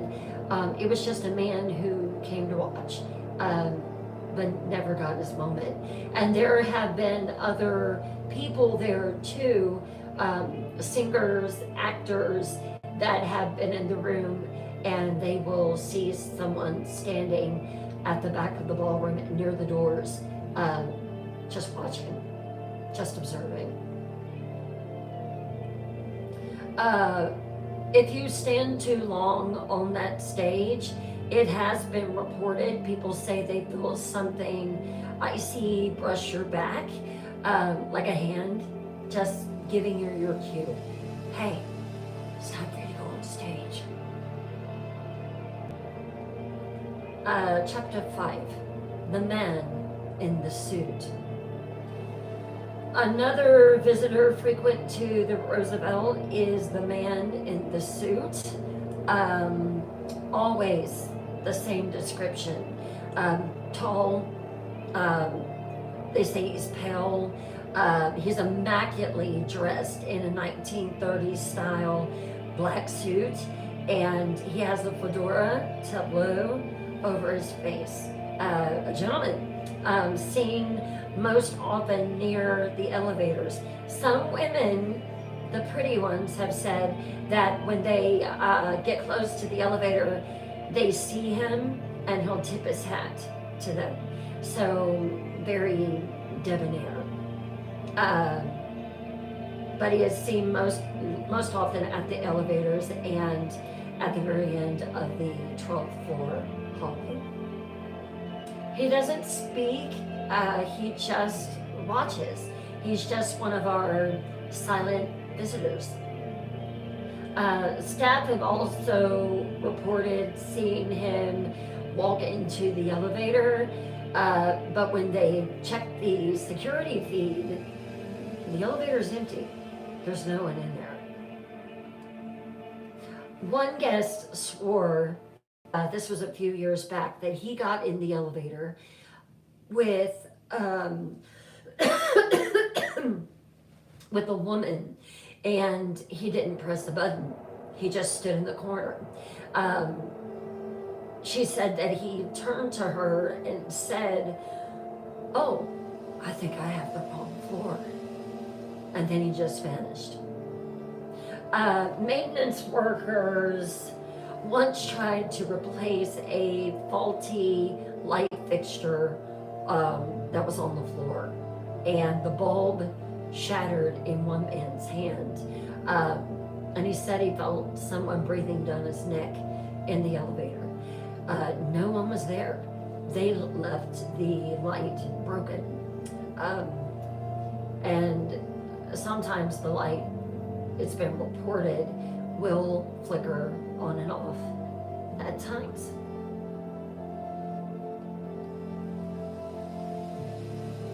Chapter 6, Suite 1200, Marilyn Monroe. Suite 1200 was Marilyn Monroe's favorite room. I don't know if I have a picture of that, but let me see if I do.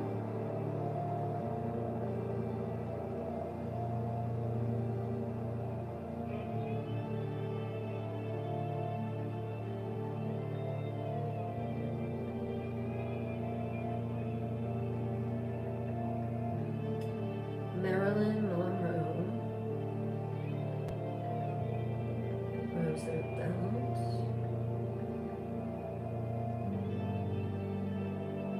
Suite 1200.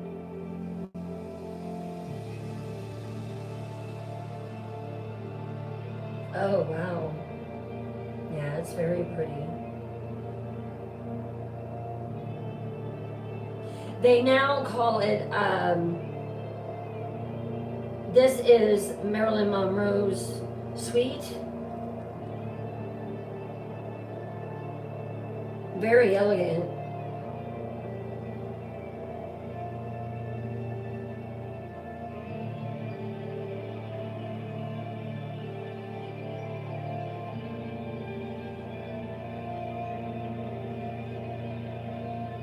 And it even has her picture there.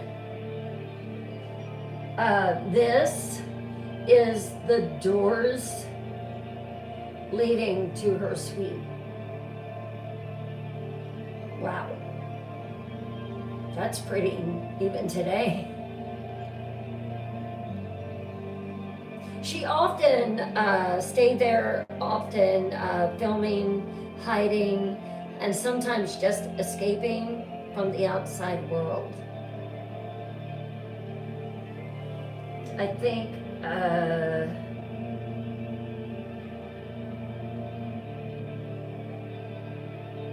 and here's another picture inside the hotel lobby. It's really lovely. Definitely elegant.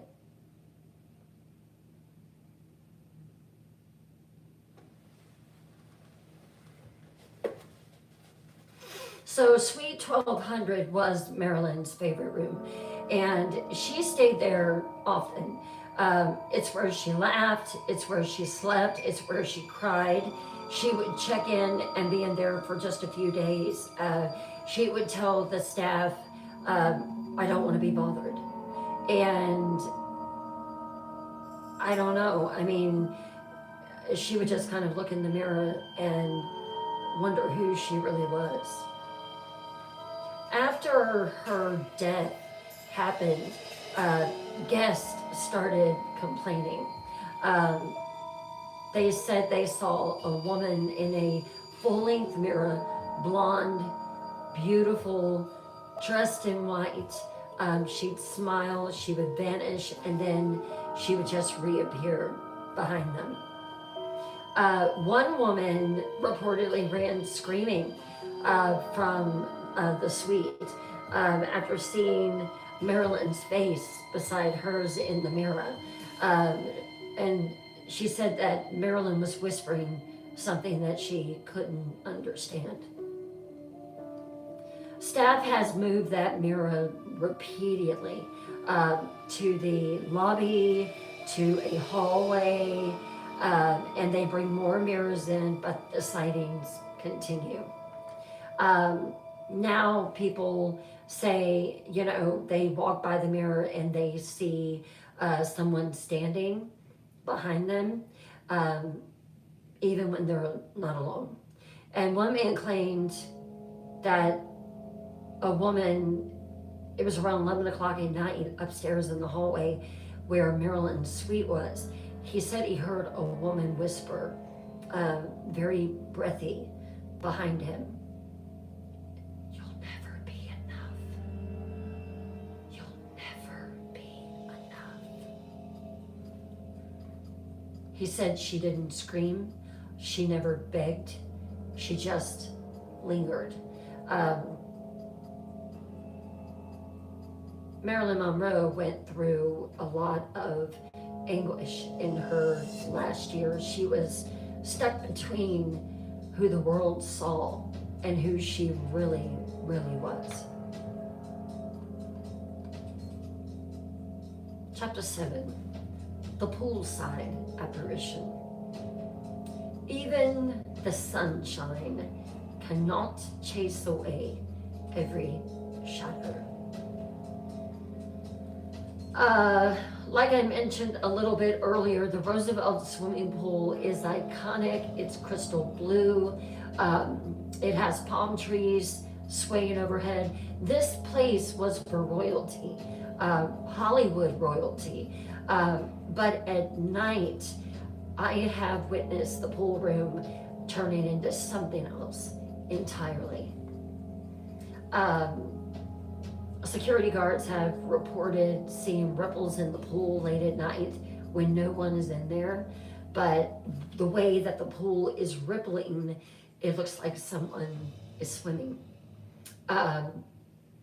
It's just like someone just dove in, but no one is there. There's no wind, there's no sound. A few have reported, just like the guy that was there to maintenance the pool, seeing wet footsteps leading from the pool to the patio and then stopping, just dead ends. One famous account came from a night shift employee in the late 1980s. She was walking past the pool. It was around 2 a.m. and she saw a woman floating in the pool face down.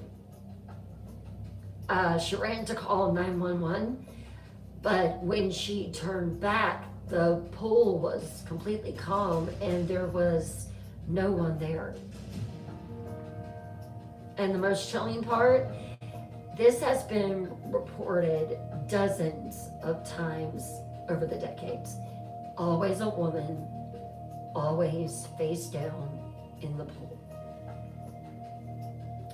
Some say that it's the ghost of a woman who drowned back in the 1940s. She went down there like one night, she was alone, she was drunk, and she never came back. Others believe it's the echo of unseen pain behind all that Hollywood shine. I don't know if anyone took their life in the pool room, but apparently a lot of people see it. Whatever it is, it always happens late, and it's always silent, and it always disappears.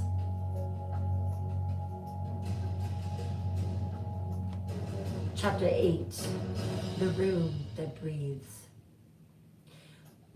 space doesn't feel empty to you, it probably isn't. There is one room in the hotel, it's called the Roosevelt, and it's unnumbered now. It's sealed more often than open. Anyone that has stayed in there, the guests and staff call that the room that breathes. You can hear someone breathing, and it's on a mid-level floor. The number has been changed over time. Guests who've stayed there have reported the same things, feeling watched. The overwhelming smell of gardenias, which was Marilyn's favorite perfume. Doors rattling even when bolted shut.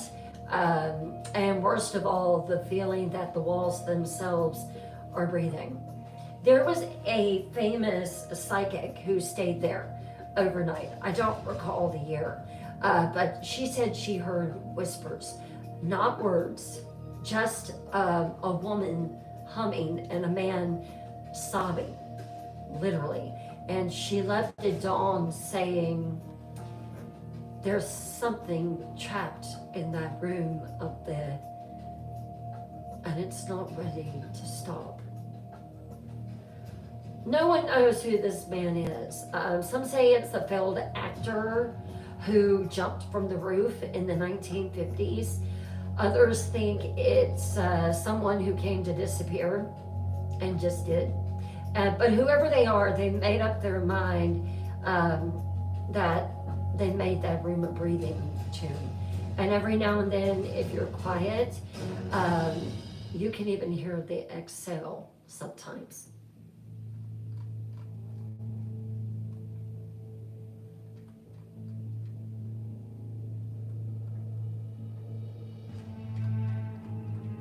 So I hope you enjoyed the story number 2 of the Roosevelt Hotel. Have you ever been there? Have you ever witnessed anything there? We would love to hear it.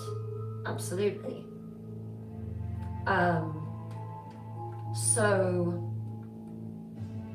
one of the things that I am always asked is, why are there footsteps? Why are they wet? Why do you see a ghost in mirrors? Why?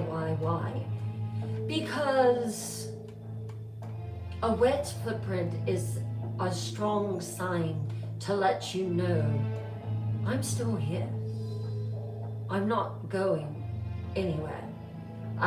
The mirror sang. It is just a statement of, I'm here, notice me. The dead have a way of speaking to us.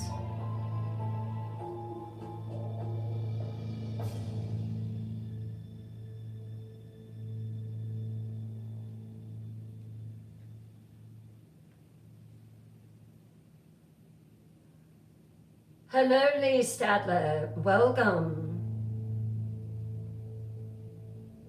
Oh no, I'm so sorry, Melinda. You like the story? Good. I believe that spirits absolutely can be trapped in one room, especially if that is where they passed. But then I also take into account the girl that visited me back years ago. She moved around. According to my great-grandmother, she was outside and then she was in the room, in my bedroom. So, but I do believe that some of them are, they stay put in one room.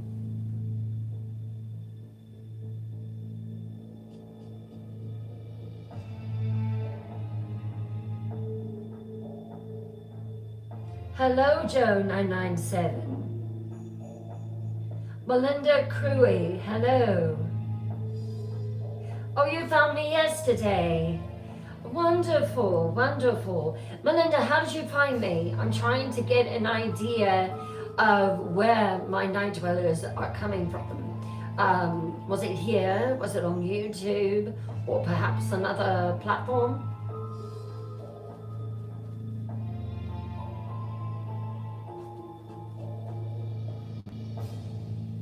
So glad, so glad.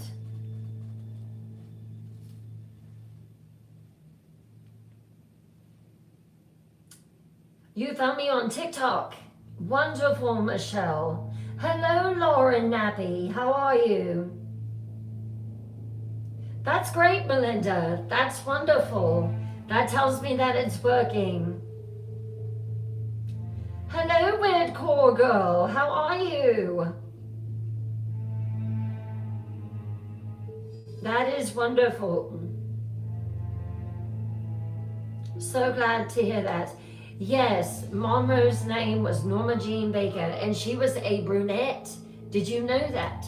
She was not really a blonde.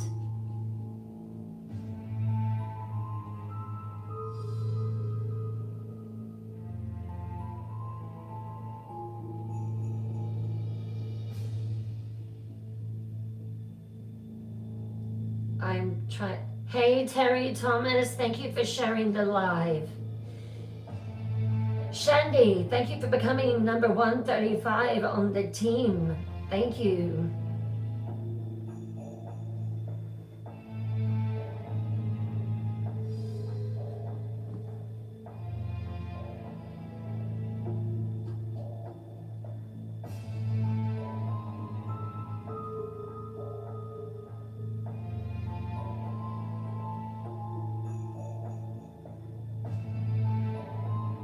Shirley Temple, yes. Whitney, thank you for the follow.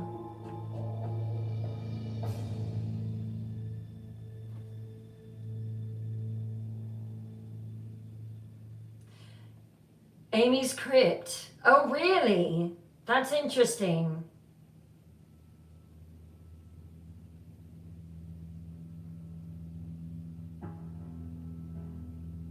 Funky Beth, I love your name. Yeah, that would be very cool, for sure.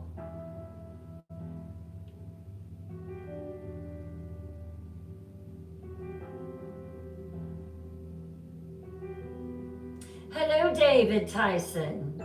Hey, Jim Rock. How are you?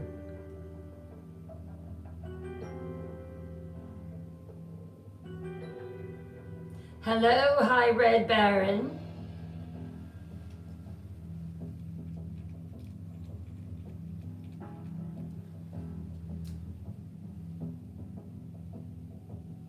Anita Hodso, thank you for the follow.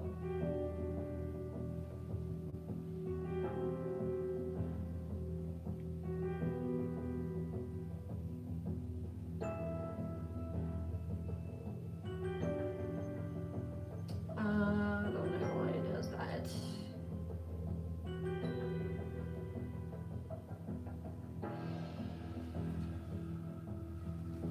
I can't get in to say hello to my gifters for some reason.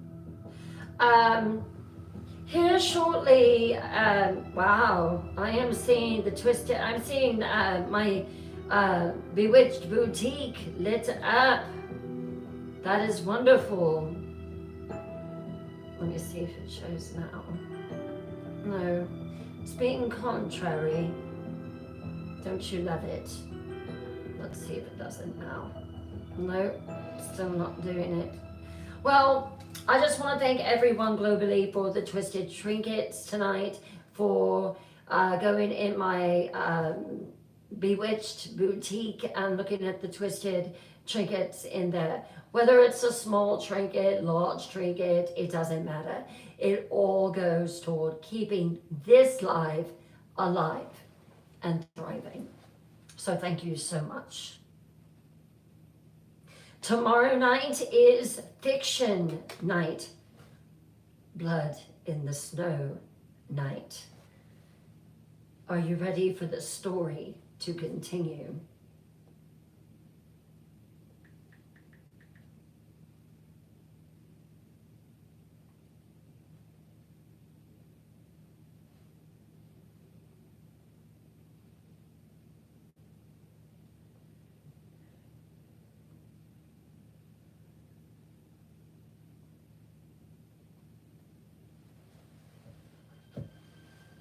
Here's just a little taste of the soundtrack for tomorrow night.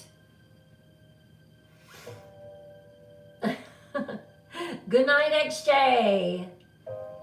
Debbie, every night is 8 o'clock p.m. Eastern, Monday through Friday. You love your vampires, I know you do. Mary, you did a fantastic job. Wonderful, wonderful, wonderful.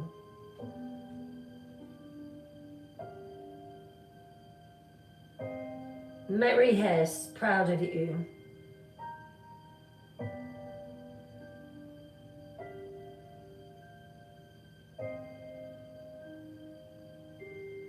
If I heard breathing and knew that I was alone, Bryn's leaving the room. Elevators.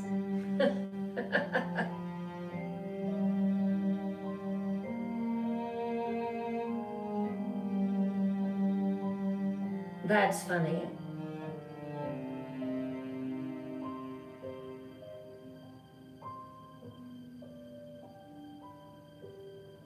Hopefully there were not that many trolls in there tonight. For sure. Your favorite is true crime. True crime is Tuesday night.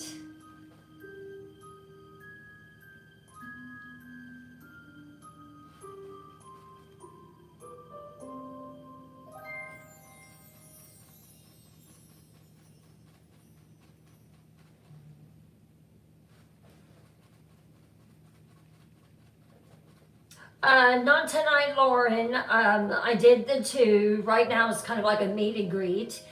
You can ask me questions if you have any questions about anything. I am here. I want to meet you all and just hang out for a little bit.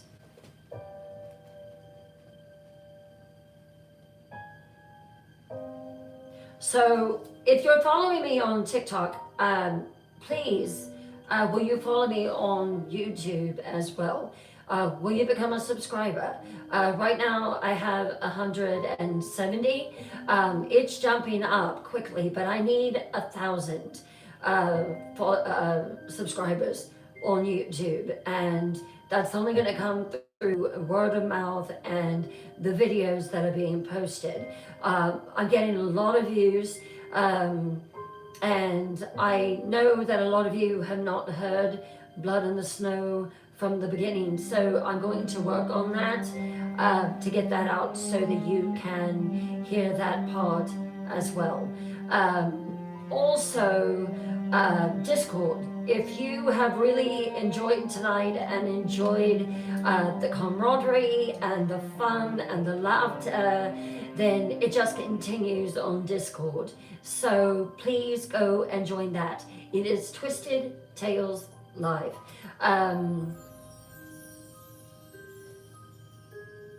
Thank you, Give No Fluffs. So welcome. Oh, Melinda, it's free on YouTube. It's not a payment, it's just subscribing. It's basically like following.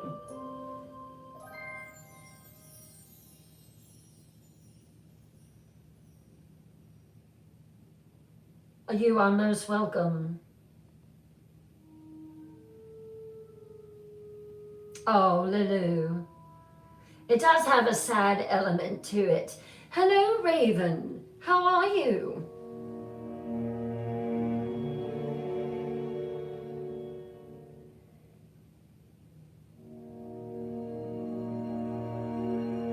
Oh, Michelle, I'm so glad to hear that. Cheshire Lace, you found me on TikTok. Wonderful. So glad to hear it. Oh, Damon, I'm glad that you enjoy it, Damon Stratford.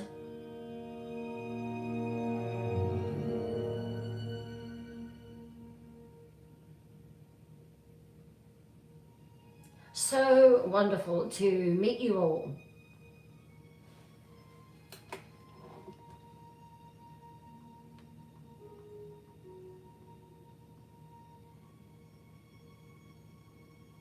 Good night, Kimberly. Oh, tacos.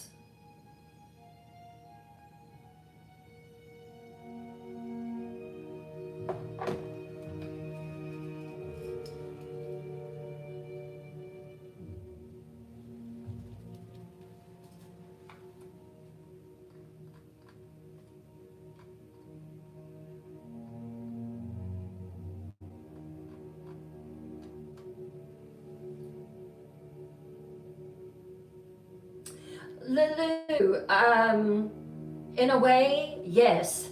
In a way, my books are published based on true experiences. The one book, The Haunting of Hastings House, it really all just originated. Hello, Eat, Drink, and Be Rosie. How are you doing? So good to see you back. Back to your question, Lulu.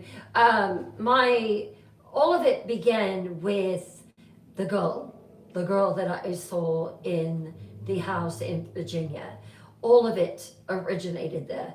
The stories, the storylines are fiction, but I have taken pieces that have happened through my life and have applied it to my writing, for sure.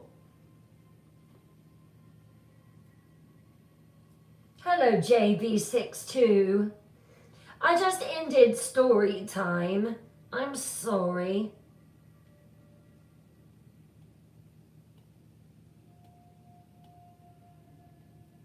I also had to have 4,000 hours of viewing time, and every live is recorded and is posted the next day. I make them public for everyone to see. So please, please, please go on there and view. We need it in order to become a global scary story loving community. We have to watch those videos over and over and over again. Someone said to me today, that is a really big mountain to climb. And my response to that is, I've climbed big mountains before. I can climb this one too. Hey, Skywatcher. JV62, you can buy my book on Amazon. It is on hardcover, paperback, Kindle, audio books. It's also available on Audible. So if you're a commuter and you have a long work ride, then there you go. You can listen to it on there. Kelsey Grog, thank you for the follow. Kelsey, do you like scary stories?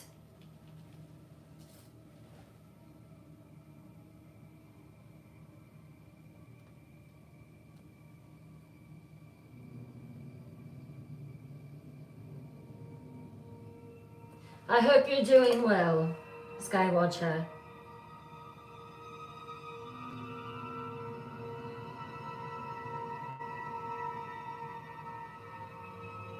Yeah, it's claiming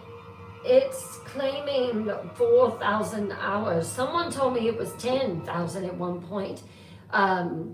So I don't know.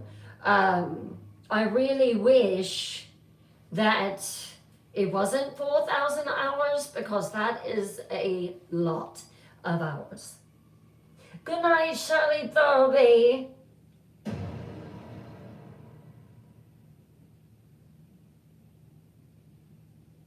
Oh, Kelsey, you're a medium. How exciting. That's wonderful.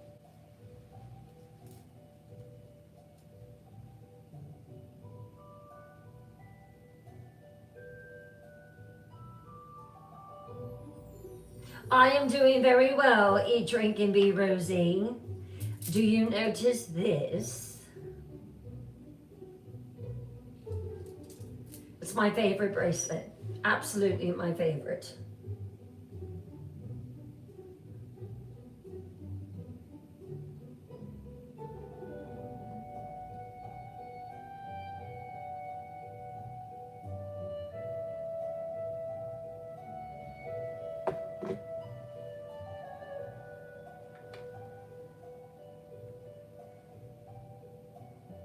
I absolutely do. Dangerous here, Kelsey. I understand.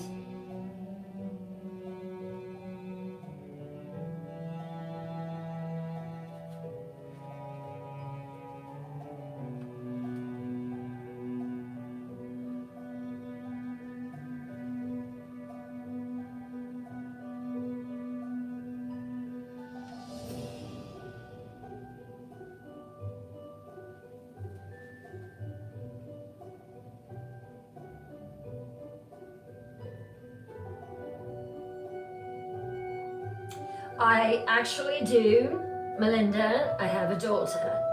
Um, I have a child and I have fur babies, fur kids, cats, orange ones. And one of them is very vocal, like so vocal. Normally you will hear her outside the door.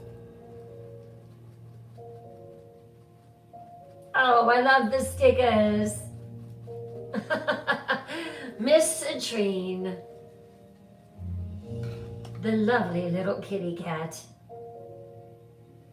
Thank you all for liking the live. Thank you so, so much. Good night, Martha Reagan. Love you.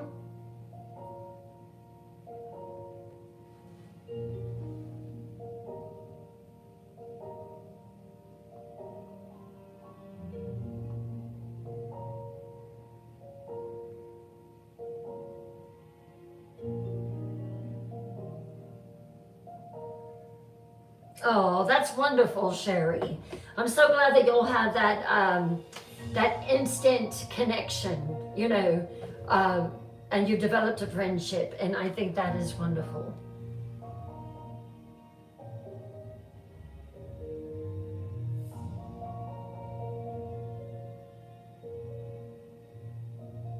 I'll be on for about 7 more minutes.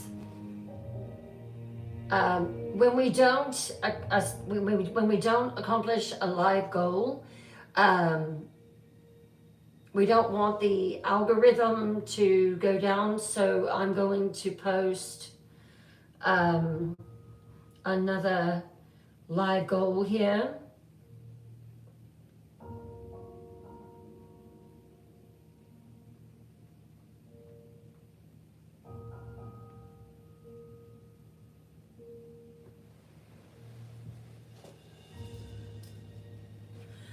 I'm going to look in more to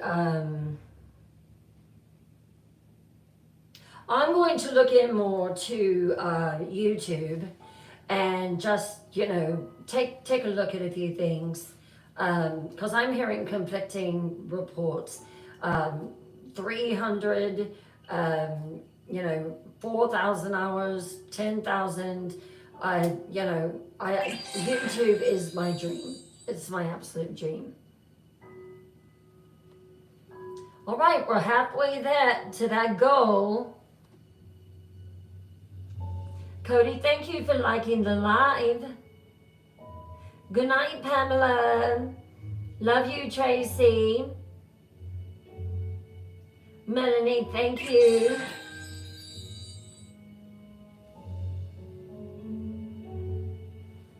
Thank you, thank you, thank you.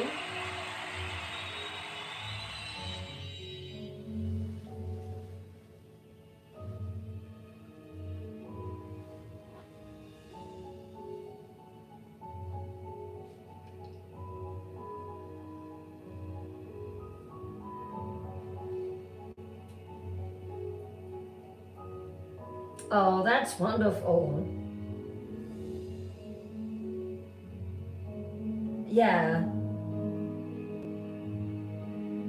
And that's wonderful. I'm so glad that you like scary stories like I do.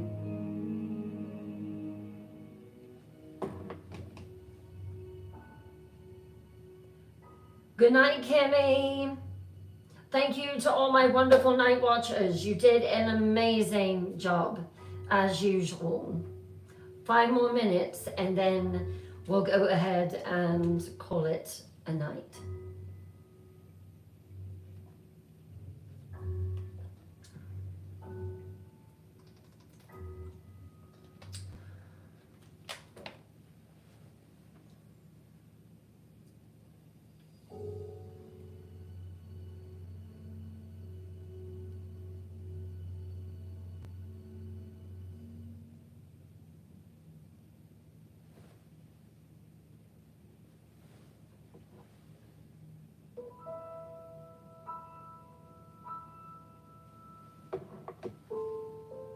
I'm glad that there are friendships developing out of this live. I've always said from the very beginning that it is a community.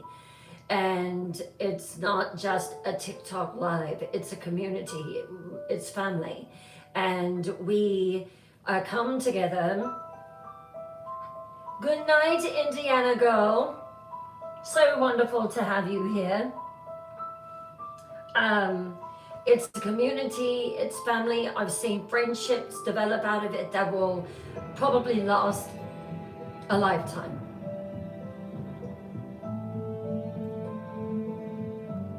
Thank you for the lightning bolt, Rotten Savior. Don't forget that next Wednesday is Paranormal Wednesday. You share your paranormal experiences.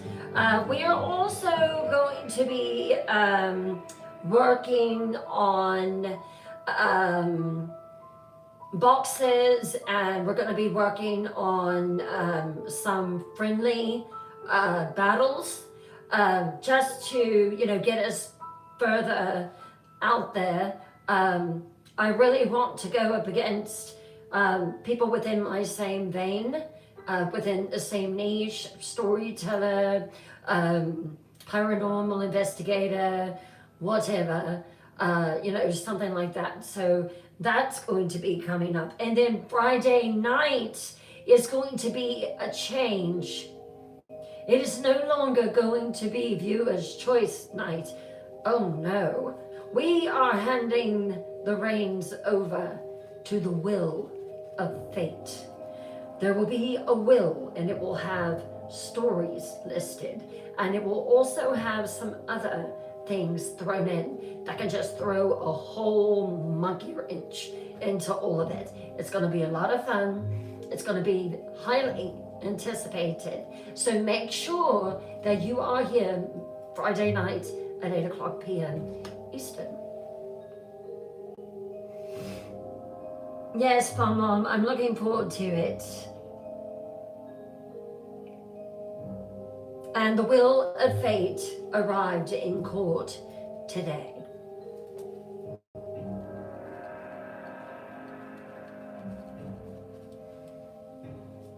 Who is Lady Roche?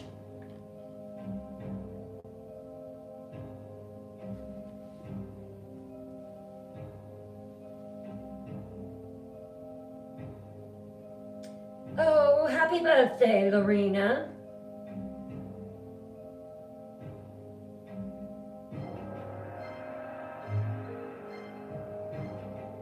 Oh, I'm so sorry, Lorena.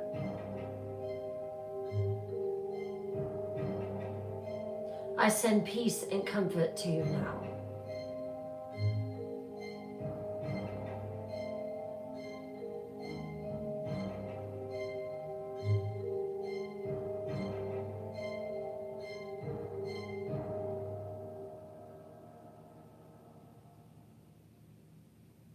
Absolutely. I completely agree with you, Sherry.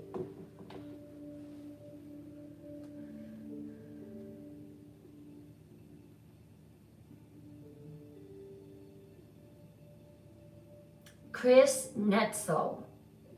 Got it. Is there any way that we can write these down, Night Watchers?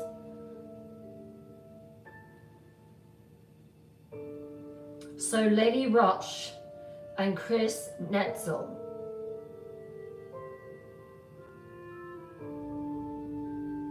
Interesting.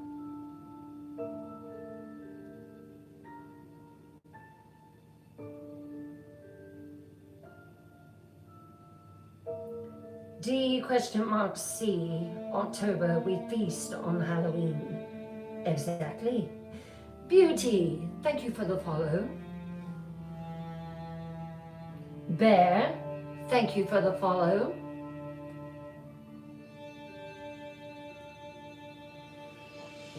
Dan, thank you for continuing to like the live.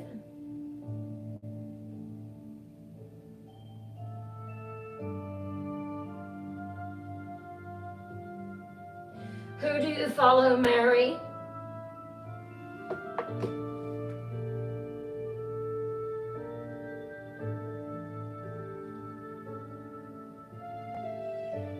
Jester, thank you for liking the live.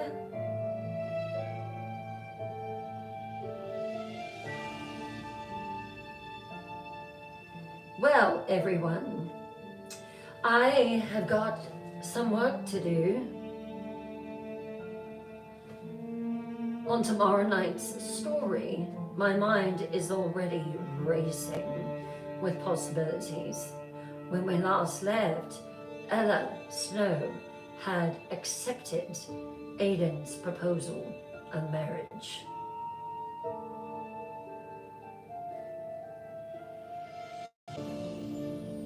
What will happen next?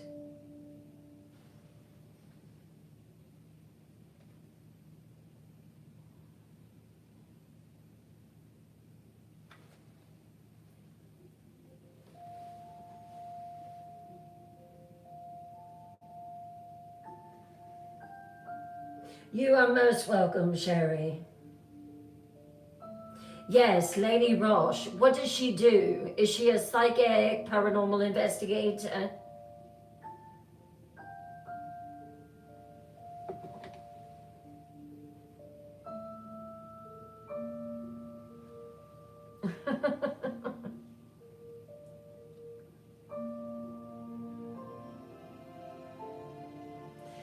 Doesn't that music right there just give you the coldest chills in the most pleasurable way?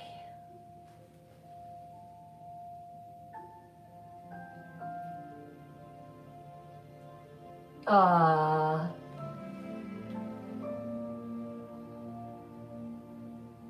Someone sent me a message. It was the other day. I saw it pop up on my phone. It said, "Where is Ian?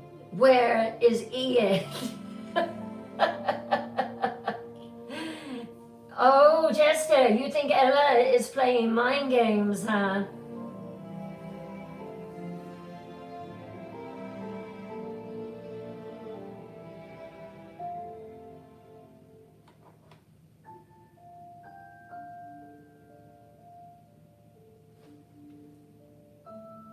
I don't know anything about battling, nothing, but I'm willing to do it if I go up against someone who is of equal on TikTok. I think it's a great way to get us out there, get Twisted Tales live out there. I think it could be exciting. Oh, gotcha, Mary. Okay, Lady Roche. Ravenswood. Oh, really? Oh, that sounds interesting. Lady Roche. On TikTok, correct?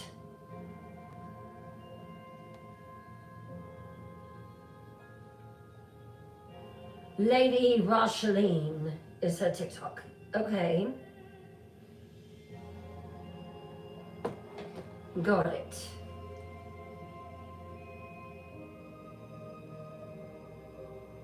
That's right, Jester. Amy, thank you for the follow. Amy, do you like scary stories?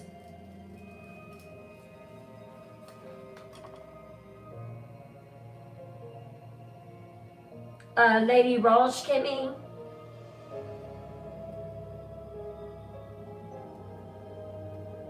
Wonderful, Amy.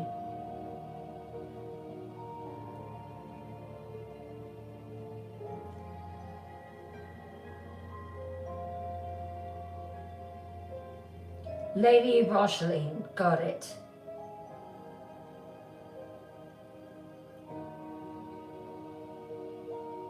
Hello, Alexis. How are you? It's so good to have you in here. You know how I knew that it was you? I saw your daughter's name, Brinley, which I love. And I think her and I have very similar names. Did you watch it tonight? Did you get to see all of it? Yes, we shall have to wait and see what happens tomorrow night. Have you predicted already in your mind what will happen next? I told you, Alexis, it's not that scary. You've only seen the ending? Oh, Lomo, you missed again. I'll be back tomorrow night at 8 o'clock p.m. Eastern. It will be fiction night. Yes, Vicky, story time is over. Hello, Night Gamer. How are you?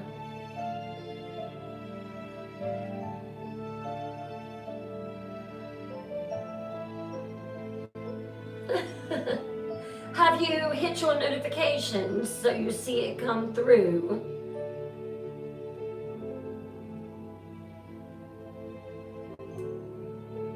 Yes, Blood in the Snow Night, and this mind has been conjuring a lot.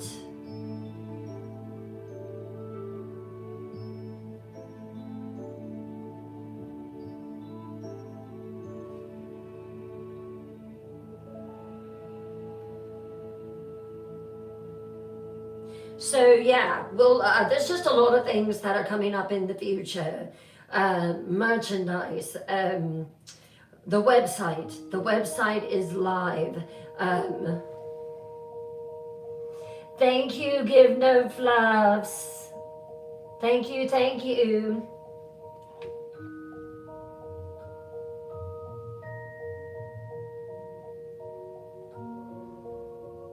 You are most welcome, Mary.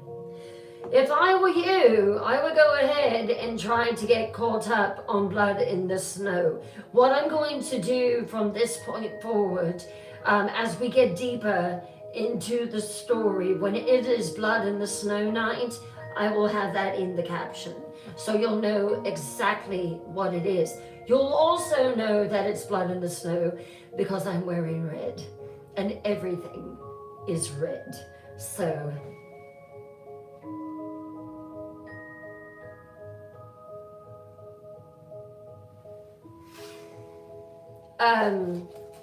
I came in here at, I think it was around 1:30 in the morning, and I was shocked because I had just published that particular video, and there was already people that were liking it. And then I noticed in my my live was still going, and there were like 5 people that were in here. So I don't know if it's that you like the music or what, but I hope you find it very comfortable. Vicky, thank you so much. I appreciate it.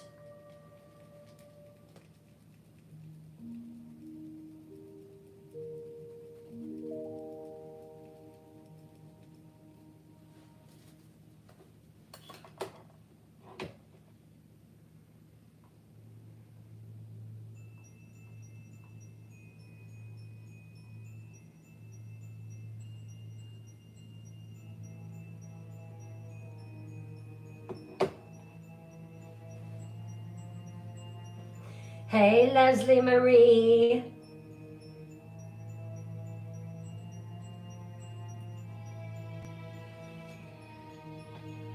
Did we hit the live goal? We did. Thank you so, so much.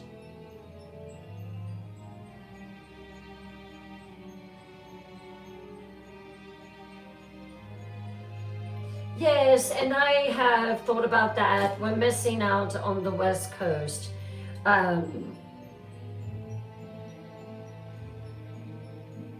You are most welcome, Give No Fluffs.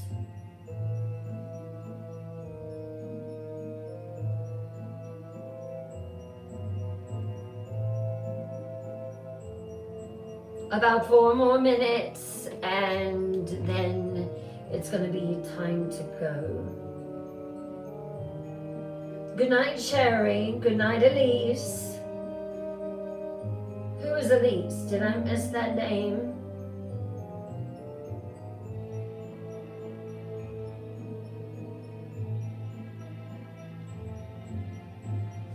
Good night, Melanie. Yes, 8 o'clock tomorrow night. Fiction night. Blood in the Snow. Vampires.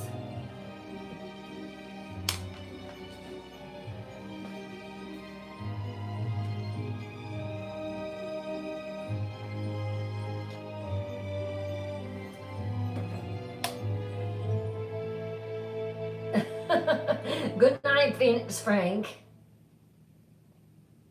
And start sharing it. People love vampire stories. So start, share it on all your social media platforms, share the videos. That's how we're going to grow. That's how it's going to happen.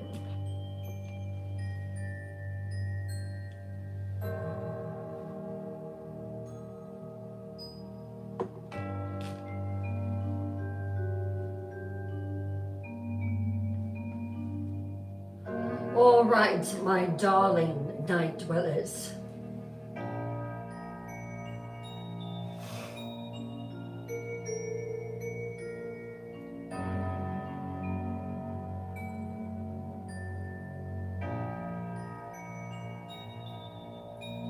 Good night, good night, good night.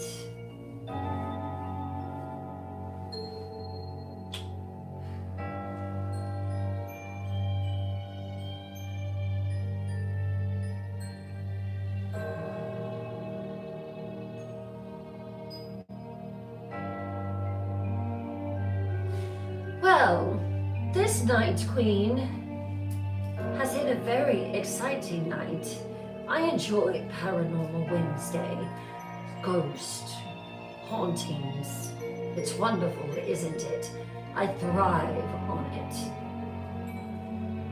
It is a late hour, and there are many of you that are retiring to bed. I wish you the most pleasant of dreams for now. But in the early morning hours, the shadows will shift. Your room will grow dark.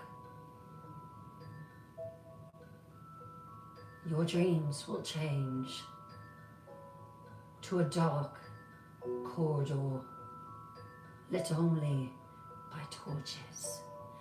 And at the far end of that corridor, you will see a shadow, regal. You'll know exactly who it is. It's your Night Queen of the Night Realm, and you are my Night Dweller. Just remember this. In the darkest corridors of your dreams, you belong to me.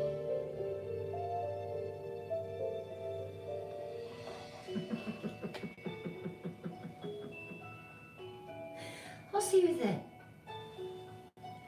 Have a wonderful night until I show up.